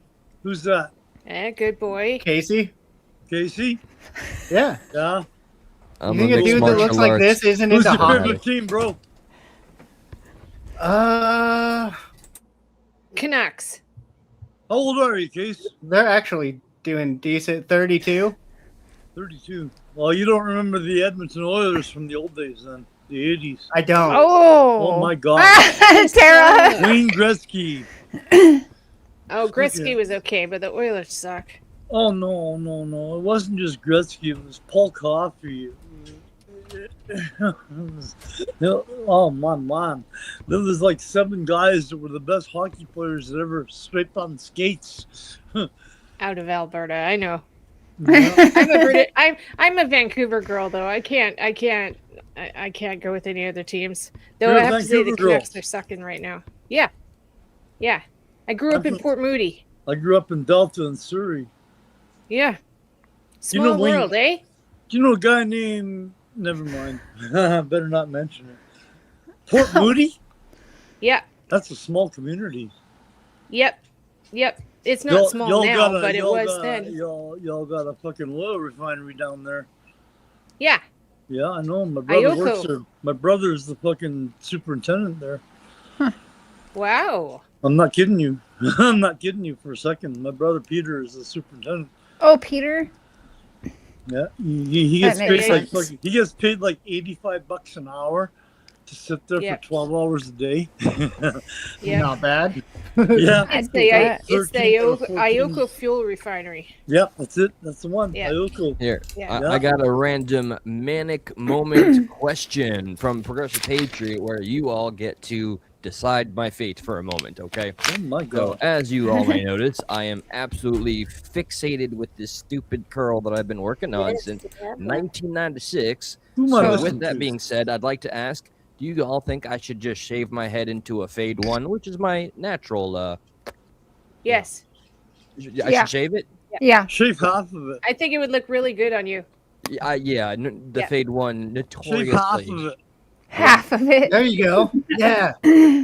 Shave half. See which one you like the best. I would do a full shave and leave your curl. Leave Oh my your God, curl woman. right in the front. Shave Yeah, half your just head. have Too the wild. curl. No. You like the You're best. unhinged. You have no idea. You're not prepared. Leave the curl, and then you can put some gel in it every day, and that's all you'd have to do. Hey, Oh, Cher, like can we do this the every late day? 90s spiky in I'm the loving front. this. Yes. You love it, Dad? I'm I knew you would loving have this fun. with all my heart. And Good. bleach it blonde. Yeah, I did. Make I it all did that when I was streaked and in shit. high school, and allegedly, even though I Yo, don't baby remember, girl, I did I this can for my feed other you show stuff that you'd be live. interested in. What did you say, Dad? Some other murderers and fucking psychos, if you want to know. Well, yeah. We all want to know. Kind of why we're here. Can I think. ask your dad? Can I ask Yeah, your dad a question? Yeah, of course. You can ask me anything you want. Were you in Ocala? Yes. Ah, okay. First time I ever Okay. did time. First time I ever did In time. Ocala. Yep. What about the Ocala. penitentiary in New Westminster? Pardon me? The penitentiary in New Westminster. Remember the old pen? Yeah, the BC Pen. Yeah. That was before your time, though, right? Yeah, and I rode up there on my bicycle when I was fucking 12 years old. Yeah, yeah. That's crazy. We used to. There's still a little bit of the BC pen left. The gatehouse is still there. The gatehouse Yeah. and the steps are still there. Right. Yeah, and there's And the townhouses warden's and house, stuff all too. around it. Yep. Yep. But it's haunted as hell. Like Yeah, you well, walk they got through the there. cemetery. They oh, got the fucking the BC Penn Cemetery back there. Boot Hill. Yeah. I used to hang out. Yeah, what? I used to hang out at these cemeteries I when I rode was my a kid. bike there. Tara, we gotta go Yeah. there. We need to what? go I gotta straight on fucking there. get into Canada. You wonder apparently. why I'm the way I am?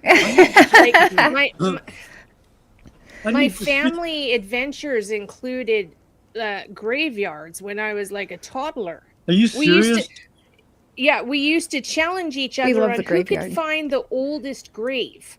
Oh my Whoever gosh! found the oldest We did grave the same thing won. on Oak Street in Burnaby. Yep. We did the same thing there in that huge graveyard. Do you remember that one? That's where my mom's buried, actually. Wow. Yeah. Huh, Wow. Teddy? Wow. Small I gotta world. go. Okay, love you. Okay, have a Danny, good have a night. good night, Later. babe. Good night, everybody. Thank you for having me. All right, darling Night. sister, take Good care. night, Papa Cher. Talk to y'all later. You bet. I hope so. Bye. Bye. We love you. Bye. Have a good one. But yeah, we've got some fantastic cemeteries in British Columbia, that's for sure. Yeah, no kidding. I gotta The go. elementary school I went to in North Delta was right beside a cemetery. The Brook Road Elementary Cemetery. The Brook Road Cemetery. Yeah. At recess, we used to watch people being buried. It was fucking weird. That's What the hell? That's very weird. Yeah, That's it was really strange. weird. Yeah. There was only a chain link fence between the two. That would be so Yeah. messed up. Not even cedar, Yep. just a chain link fence. You could see the hearse. You could see the pile of dirt. You could see the people. It was Wow. fucking, yeah. Dad, Ronnie said, which other serial unalivers did Wow. you come across? Did What you know else we Robert got to talk Picton? about? Sorry? Did you know Robert Picton? No. No. But I went out with the girl that was the key witness in his Yeah. Whoa. He fucking, was Seriously? My yeah, dad I went dated out her. with Lynn Ellingson for about 6 months before she ratted me out to the RCMP. She knew I was Well. guilty of the fire, and so she set me up to be arrested. She's the one that set it up, Wow. and she lied in my fucking trial. She perjured herself in testimony on my trial, and then years after that, I saw her walking up the fucking steps in the courtroom in New Westminster to fucking testify against Robert Picton. And I phoned his lawyers and I said, hey, this fucking bitch, I don't care what she's got to say, but she has a history of perjuring herself on the fucking witness stand. And they never listened to Wow. a second. They never listened to a word I said. And good Wow. thing, because Picton was guilty of sin. Yeah. Yeah. Crazy. He's dead Is now. she He's that dead lady? now. Some Yeah. guy beat him Yeah. to death. Is she Well, that well. lady that was in the documentary about him in the Yep. very beginning? Yep. Yeah. Lynn Yeah. Ellingson. Oh, Yep. The God. blonde chick. Yep. I went out with her for 6 months. Huh. Wow. Wild. That's That crazy. doesn't say much about me. Hey man, whatever. You know. Robert Picton killed one of my friends. One of Interesting. my husband's ex-girlfriend. I am so sorry to hear And that. yeah, it kind of sucked. I am But very sorry to hear that. we grew up in that era. Like I graduated in 1989. From and where? we used to go from Port Moody. Oh yeah. And we used to go to Robert Picton's Did you ever know farm. Craig Otto? It sounds familiar. Kenton Otto? Yes. Oh, shit. Okay. Oh my Yeah, gosh. it is. So, anyways, my A lot ex of and I people would in it. go to Robert Picton's farm Yeah. and party there. He I've turned never his been there. barn into it was like a big party place. Yeah, He named yeah, it Piggy's. yeah, the Pig he Palace. named Ew. it freaking Piggy Palace. Piggy's Yep. Palace. Piggy's Yep. Palace. So That's here right. we are, 15 years old. They're Hell's Angels all around absolutely you? hammered. Hell's And Angels there everywhere. was Yep, and there was women, dead women beside us in the other side of the barn, and none of us had any idea. And beneath I your felt feet. so bad. It was such a scary freaking place. Like, oh my god. You're lucky Yeah, you like made it out of there. God bless Jesus. you. You are blessed. That's how you made it out of there. You are blessed. Yeah. My girlfriend Believe didn't that. make it out. Believe That's that. You are pretty blessed. intense. That must have left Yeah. quite an impression. What What's got your name, On babe? a lot of us. Tiffany Peters. What? Her name was Tiffany Peters. No, what's your name? Oh, mine. It's Tara. Tara. Cool. Tara. Yeah, I'm the one Cher I talks get about all the confused. time. I'm talking to so many people here. Sarah, what is your your channel name? I'd like to find Another it. Realm. Oh, that's you. Yeah. I already that's me. subscribed to you. What is Okay. it? Another Realm. Another realm. Yeah. I'm the crazy psychic, you Why know. can't I find my fucking pen? Well, I don't. I'll send you. I'm the I'll real text you her link, Dad. I'll text you her link. Yeah. Another Yeah, realm. just send. Yeah. I'm gonna turn I'm on the real- notification. Oh, real you did a little I'll well just say yourself, that. young I lady. heard those EVPs in mine and Don's Sarah. call. All right. I heard some. I want to hear. I want to hear all those other calls as well, Cher. Like, it's going to take me a long time to go through them all, but I know for a fact I have actually heard Summer's voice in the background of those calls with Don Wells. It's Tara, you're the freaky. psychic. Yes. Sorry. Yes, I'm a psychic. What happened to me when I was 15 years old? You were maybe Shut up. going through Let her puberty. answer. Let her answer. 16. Do it. I don't want to say. I don't want to answer. I've immediately got something for you. Immediate. Say it. Say it. Essayed? Nope. No. Okay, then I don't know. But that's interesting. Then you're a fake. I was immediately got. I immediately was getting. Dad. You're a I'm a fake. what? No. I'm a fake. Yep. Yeah, okay. I found 9 missing people. Dad. Yeah. By luck. What happened to me when I was 15? I don't know. That's not how it Yeah. works. Adrian, On what the happened? spot, I don't what? think. I'm looking at you in your eyes. What happened to me? I don't know. That's- And now you've made me mad, so I'm sorry I can't read you when I'm mad. You're fake. Dad. I'm sorry. okay. I call them like I see them. All right. I love you, but I call them like I see them. You're welcome to your opinion. You're Thank welcome you. to your opinion. Thank you. But you don't understand how it works. Yes, I do. Yes, I do. You're Okay. either on it, you're in tune to it, or you're not. And I'm not on it right now. Why? What do you need? I'll give you whatever you need. Oh my god. Okay, you I don't like understand. this at all. I'll give you whatever. I've been you working need. all day. I can't just turn it on immediately like that. Like Then I you're not- actually have then you're not a natural. boundary. You're definitely not a natural, man. You're a studied. Wow. Right? Okay. You're a studied. It's okay, Correct? Cher. He doesn't know Correct? me. He doesn't Dad, know will me, you Cher. please It's all right. stop? You're a studied, correct? I've been a psychic my entire life. You're a studied, though, correct? No, I'm not. So you're a natural. I do it completely my way. I don't follow anybody's methods, practice. I do most of the time, and well, I'm not on my channel. Dad, but she's actually helped 90 the RCMP Yeah. solve cases. Okay, Tara. Yeah. Let me Yeah. lower the atmosphere for a second here. I don't have anything against you. I love you because you're on my daughter's channel or whoever's channel. I respect you, and I will not say anything bad about you. But from the experience that I've had, and I've had some really, really like point on fucking bam experiences. I know that you're not a natural because you'd have me right away. What happened to me when I was 15 years old? What was the significant thing when I was 15 years old? Tell me. You know me. Okay, I'll give you anything you need. maybe My if parents- I ever my meet you in parents- person, My parents face were to face, alcoholics. then we will have a discussion. Face to face, how's that? I'm not I'm not your fucking psychic on demand. I didn't Period. mean you to be. No, if I'm being rude, I'm sorry. Yeah, don't be calling me a fake. I have found Well, 9 missing people. You either have it or you 9 don't. missing people. Okay. Okay, so you don't know me. You know nothing about me. Who's missing in my life? Fuck me. Yeah, anyway, Cher, I'm mad now. So, sorry about that. We'll talk. I will give your dad a chance. We will talk, Whatever. but I don't like it when people judge me. I get hundreds of people judging me and calling me a fake when they call don't it fucking judging. know me. I call it, I see it. You know? Yeah, Tell me something. anyways, my name is not Donna Serafina. So, bye. I'll talk to you later. Okay. Have a good night. Sorry. Yep, that's okay. I don't know how the hell to get out of here. Sure, How do I leave?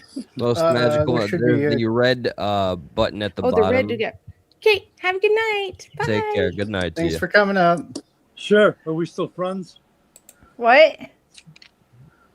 Well, I Dad, don't hear an yeah. answer. Your father and What? daughter. You're fine. I'm hanging up. Dad! You're good. Dad! You've done It's no like wrong, my mic, okay? Don't worry about Yeah, you're good. We can. Dad! Bye. Dad! Motherfucker. Did he? I don't know if he he's went not out or just quite- turned his camera off. Yeah, he's not quite out. I don't think he can hear. Yeah, I think you just turned your camera off. You may have just yeah, exactly. Just Hold hit on. the button on the side of the phone. So, is he calling you? Okay, well. All right, there we go. I don't know what's happening there, but I'll just do that so he doesn't say anything he doesn't want to say live. Okay, so I feel a little more comfortable to say I think we all witnessed just something very real, a natural human response. I do believe being confronted with the information that we shared, which I'm a little surprised that he volunteered for this, but all the more respect to him. There was a bout of mania, as someone who has mania here and there. I noticed the manic behavior and patterns when they started to manifest, and even more credit that he tried to stick it through. I think I would have recommended, hey, maybe we should pull the temperature down or move on. But whatever the case, I am confident that everybody here understands, that was it was a pretty incredible overall panel interview. It was intense. He learned some things that are pretty massive right there in the moment. So I do not fault him for, any behavior. I don't judge him either. So it's all good. It's all good. Yeah, I mean, regardless of two complete strangers meeting on the internet for the very first time ever, like I was saying a little bit earlier, I really respect the fact that he wants to take initiative to try to be a voice for a younger generation and try to own up to his own mistakes and his own shit. And is he okay, Cher? He's coming back up. Back in I black. think- Get the sack. What up? Back. Cut loose from the wounds that's hanging me around. Forget the drugs that get me high. Forget the hoods because I got 9 lives, cat's eyes. You just never wonder. We're starting a band, so Back. if nothing else, we've learned we're starting a band. Okay, cool. I bought a guitar 2 years ago. I haven't learned a chord yet. Can you teach me? I'm not good at it either, but sure. Cool. Cool. We'll figure something out. All right. Well, sometimes the most authentic approach is when it comes to zero training, make the most magic. So I'm all for that. I feel I must make apologies for my last little bit of bleating or whatever the hell it was.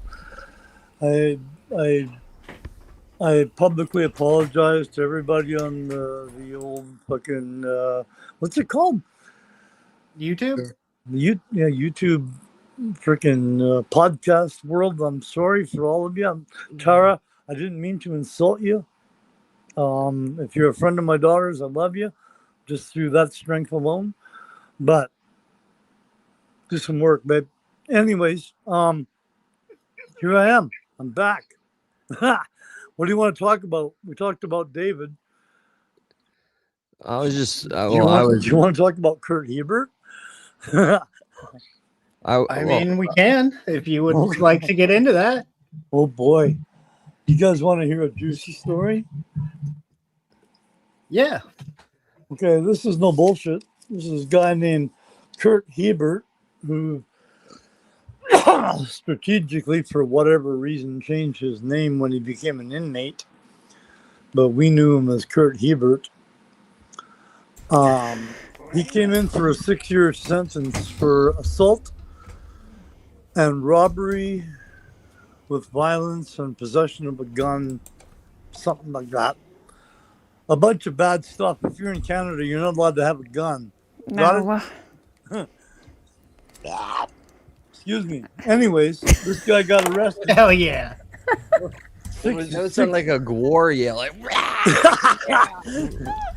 I drink a lot of lemonade, okay? Because we're starting a metal band. Let's rock! Here, listen, guys. I just got a quick announcement. I have to have my din. It is. Oh no, you're going away. Briefly, I will return. If you guys are still up, I'll come back after I stuff my face. Well, we'll What's see. it take? Oh, yeah, we 15 will. seconds to ram down a gut bomb. Come on, What bomb? What now? a gut bomb. A gut bomb. That's what we call hamburgers in Canada. I don't know A what gut the hell bomb. I have. I gotta. Okay, there's a little bit. Oh no! Tonight, don't judge me. I'm mixing meatballs in my fried rice. I'm judging you. Yum. Okay, judged. I'm not. That they sounds are- delicious. Hey, I can dig that. I like rice. I was gonna say we smoke pot. That sounds good. I miss that the most about getting smoking. Yeah, the flavor enhancer. Yeah, of every meal. And even a little bit. Yo, even though, Casey. I really have a strong disdain for alcohol. The crazy shit that me and my friends would invent and slop together and eat it, even though we're looking like like I made the some most bad amazing shit. everything. Yo, That- Casey, can I say something? Okay, go eat and get back here. All right, Hold on. Wait. Oh. Casey. Who's Casey? Yeah, what's up? This is me talking. This is Papa Cher. Yeah. Just remember one thing, bro. The smoker you drink, the player you get. Ha! The smoker who drank, the player you get. Yeah. True. I'm getting that tattooed right now. What's up, Dusty? What's up, Shep? All right, BRB, y'all. I'm gonna stuff my face. If you're lucky, I'll share pictures behind a paywall of me eating. I want to see you again, bud. All right, dude. Honor, pleasure, distinct honor, and you know what? I'm taking you up on that shaking across the border, even though I'm welcome across the border. So, Awesome. I I want to see you. Yeah, man. I legitimately, I really would love to I'm hang a out. good cook. I'll cook you some supper, man. I'll cook you a nice meal that you'll never forget. True. Absolutely holding you to I'll that. cook you so chicken parmesan, man. Bring that shit on, cuz. Oh, now I'm double. Hey, Come double. see TCB. me. Come see All right. me. B to the R to the B. That means be right back, Dad. Missy, what are you doing to me? Dying. I Dad, know your where's- dad's gonna be a podcaster now. He wants to be. I started him a channel. We just haven't That's done what I anything with called it yet. Sherry when she was just a little girl, Missy. Come here, Missy. We're Hey. getting called out live right now. You know He what? just I'm told not saying everybody. this because she's my daughter, but she was the cutest little girl in the whole world. Dad, Oh, Wow. we're on I've podcast. never seen anything cuter in my life. I'm a badass, damn it. we have to look cool on the internet. Exactly. Oh my gosh. Ah. This has been super fun. I really appreciate you coming on and being open and willing to, share Wow. your life and try Wow, to. we talked about a lot of shit tonight. Yep. Yeah, this was all over the place, which I kind of had a feeling it was going to be. That's sort of what I wanted anyway. That's Yeah. what you said at the first. Yeah. Yeah, it's a circus. That's what you said right for hot. It's going to be all over the place. Yeah, we come in and try to have a topic, but we never stick to it. It always just ends up turning into whatever it is. Yeah, cool, man. But we always make people laugh. I've noticed that. They think we're all fucking hilarious. Always remember which way's up. I love you guys. Yeah. Are you leaving? Dad. Was that your... Oh, okay. Okay. I guess everybody's leaving. I guess we could do a part 2. I mean, it's been 2.5 hours. I don't know how long. Holy shit. Everyone, right? We could call it a night for tonight. Plan another round, because trust me, anytime you want him up here, he'll come up here. Now he's a pro. That was super fun. I would love to have him back on. I'm yeah. sure there's a lot more sort of early life stories he could get into. And yeah, like I've been saying all night, I just really respect the fact that he wants to own up to his shit and take accountability and try to help other people not go down that path. I think that's one of the most respectable things you can do after being in a tough spot in your life, to say the least. Oh, yeah, and Mitska really wants to get in contact with him as well. I'll get everybody's information and everything, but... I'm going to send you my dad's number, because he would love for you to be in touch as well as Eli. Yeah. And then, definitely. give it... Trust me. Give it to Mishka. How do I get his phone number? Aha, there we go.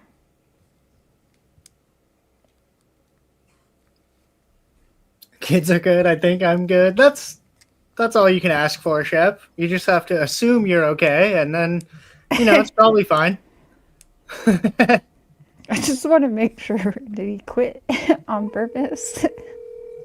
I don't know. I don't know what's happening. Right.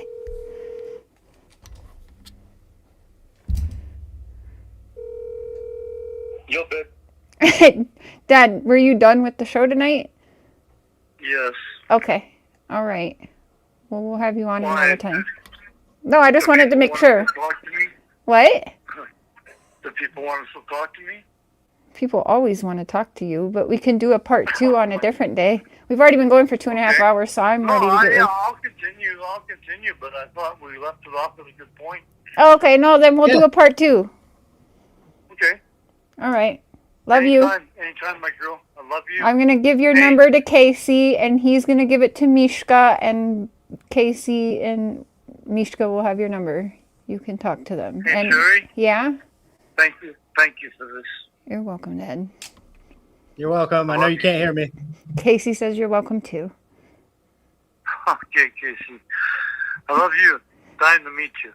Bye. Love you too, man. Love you, Dad. Bye. He hung up on me. Well, he hung up on me too, so. Yeah. Nice. That's cool. I'm glad he had a good time. I know he's feeling shitty about what happened earlier too, so that's okay. Well, like I was saying when you guys were on the phone and stuff, that's 2 complete strangers who have never met each other doing it for the first time live on the internet. So, like, what do you expect, Yeah. I think there was something in Dad's lemonade. I'm not for certain, but yeah. Well, he was having a good time. Yeah, for sure. I'm the king of getting caught up in the moment and saying crazy shit. And then we end the podcast and I'm like, oh no, what did I do? Yeah, that's me all the time. Oh, well, that was super fun. Thank you also for getting us in contact and having him come on. And I don't know, I think it's a unique sort of perspective to get from somebody who like did time with someone like that and played chess with him. And like, you always wonder what those kind of people are like in prison. And I think it's hard to imagine they're just like another normal guy.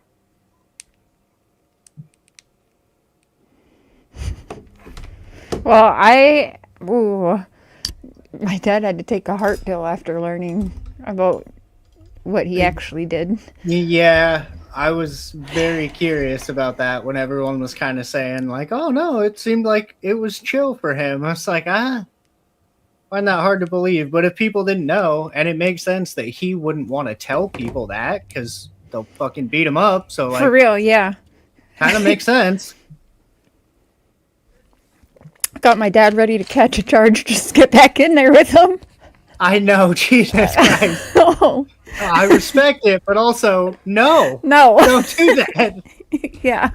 Trying to get people out of prison on this channel. Well, unless you're Don Wells, but that's neither here nor there. Oh, trust me, my dad, that could be brought up in part 2 with my dad.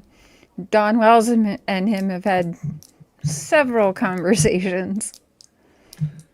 Well, I mean, there's definitely going to be a part 2, probably. I mean, it sounds like your dad's part of the crew now, so right. I guess just expect him to pop up every now and again. He said he's down with the clown, and I died inside. Hell yeah, dude. He's burning them left and right. Oh, we got to send my dad a chain. I think I explained that pretty well, though. It's like the Grateful Dead if they loved horror movies. He was like, I like them both. Perfect. Fit right in. Down with the clown. You guys, again, I drank like a liter of Coke because we don't have Pepsi, but I gotta pee, so I'm gonna let Casey end this. But next one, I'm interviewing Casey.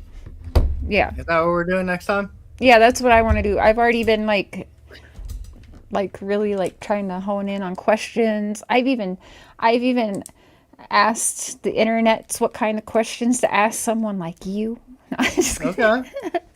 So yeah, I'm excited. Plus, I want to get your interview out there before I put out like my next little project. Yeah, definitely. Okay. Oh yeah. I gotta hop down, guys. Love y'all. Thank you, Casey. I'll be in chat. Yeah. Have a good night. Oh, all right. And now I'm alone again on my own channel for once. Well, that was really cool. I'm happy. It seemed like everybody was having a good time. It sounds like we'll probably do that again. I not only have a lot of fun getting to pick different people's brains about different situations, but I'm also always more than willing to share my platform with anybody who wants to step up and try to make a change and try to use YouTube for good. There's far too much assholes exploiting people for money on the internet, and not that I'm ever going to be able to stop that, but I would sure like to do my part to make YouTube a little bit better for the people who genuinely enjoy it. Like, other than a little hiccup, which when two people meet each other for the first time can be expected, look how much joy and love and happiness and we may sit up here and talk about dark shit, but it can also bring general positivity into people's lives. And as much as this is pretty dark and we cover heavy subject matter and, it might be kind of hard to listen to sometimes, I think it's always best to keep in mind that we are trying to do something positive, and I think we always have to remember that everybody's a human and emotions are going to play a part in that, whether we like it or not. But if you can at least try to learn and understand things, you can get to a place where you can maybe not necessarily control your emotions, but at least be comfortable in them. Yeah. What else am I doing? I'm supposed to be right. So, anyway, I appreciate everyone for showing up and commenting and engaging and having a good time with us tonight. our next show is going to be a little bit different, like Cher said. Dude, speaking of real quick, ADD side tangent, Dusty, speaking of a good Sting impression, look up The Meantime, Krusty Rhodes, and Sting. Dude, if it's not me and you, if we did a podcast together, it is the funniest fucking Dusty Rhodes impression I've ever seen in my life. So, if you want some funny wrestling themed comedy, The Meantime, Dusty Rhodes impression, and it's you'll see the video I'm talking about. It's us on a podcast, dude. Life is hard. Take a moment to breathe. Exactly. Yeah. And again, as much as this is a bit of a darker subject matter, I do also appreciate the fact that this show can get you guys out of your normal life for a couple of hours and hopefully bring some entertainment. Maybe you learn something. Maybe it gets you thinking about something you haven't thought about before. But at the very least, we hope you enjoy it. But yes, like Cher teased when she was getting out of here, the next episode we do is going to be an interview of me. And there are going to be a lot of things that I've talked about on this channel before. So if you're an OG viewer, I'm sorry. You're going to hear my story again. But I wanted to do it to introduce myself to a lot of the newer people who have found this channel. And I think it'll give some sort of perspective on why I'm even doing the things that I'm doing and let you guys get to know me a little bit. And it's going to give a little bit of perspective on why I have some of the stances I do regarding using this platform as a way to exploit people. Yeah, we're going to get into a lot of the down and dirty nitty gritty of YouTube bullshit. Not to perpetuate the drama and like drag it out and try to make a fucking podcast about it. But I mean, it was even mentioned when Tara was up here, how many people want to talk shit about her and want to, call her out and say whatever they say about her. I can only imagine on the fucking internet. But the point is, it happens everywhere, and people will weaponize their following simply just to fuck with somebody else. And it's disgusting. And I've seen it all over this platform. And quite frankly, I'm fucking sick of it. So sorry I got on my soapbox a little bit there, but it's fucking disgusting and it's terrible and it's ruining YouTube for all the people who actually like it or actually want to use it to do something good. Like, I don't know, maybe help solve missing children's cases. Anyway, I'll be able to elaborate on that rant for hours on end on the next episode. So, as always, make sure you're subscribed, make sure you're notified, make sure you're going to know what's going to happen. Pay attention to this channel, obviously, to know what's going to be happening. Also, obviously, make sure you're subscribed to Voices. Make sure you're subscribed to both of Tammy's channels, Through the Looking Glass Tarot, sorry, Tammy, and Barnes & Noble True Crime Time.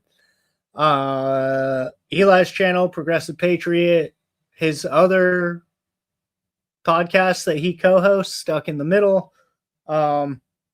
Basically just pay attention to everything we're doing so you know what we're doing.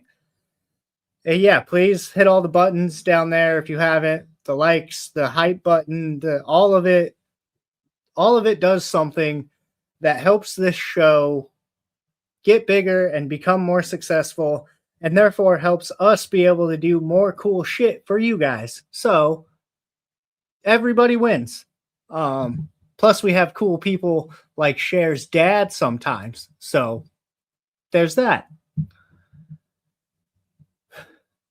But I appreciate everyone for being here. And I hope you guys all have an awesome, what is it, Tuesday evening? Unless you're Mitska. And then Wednesday, I think it's somewhere Wednesday.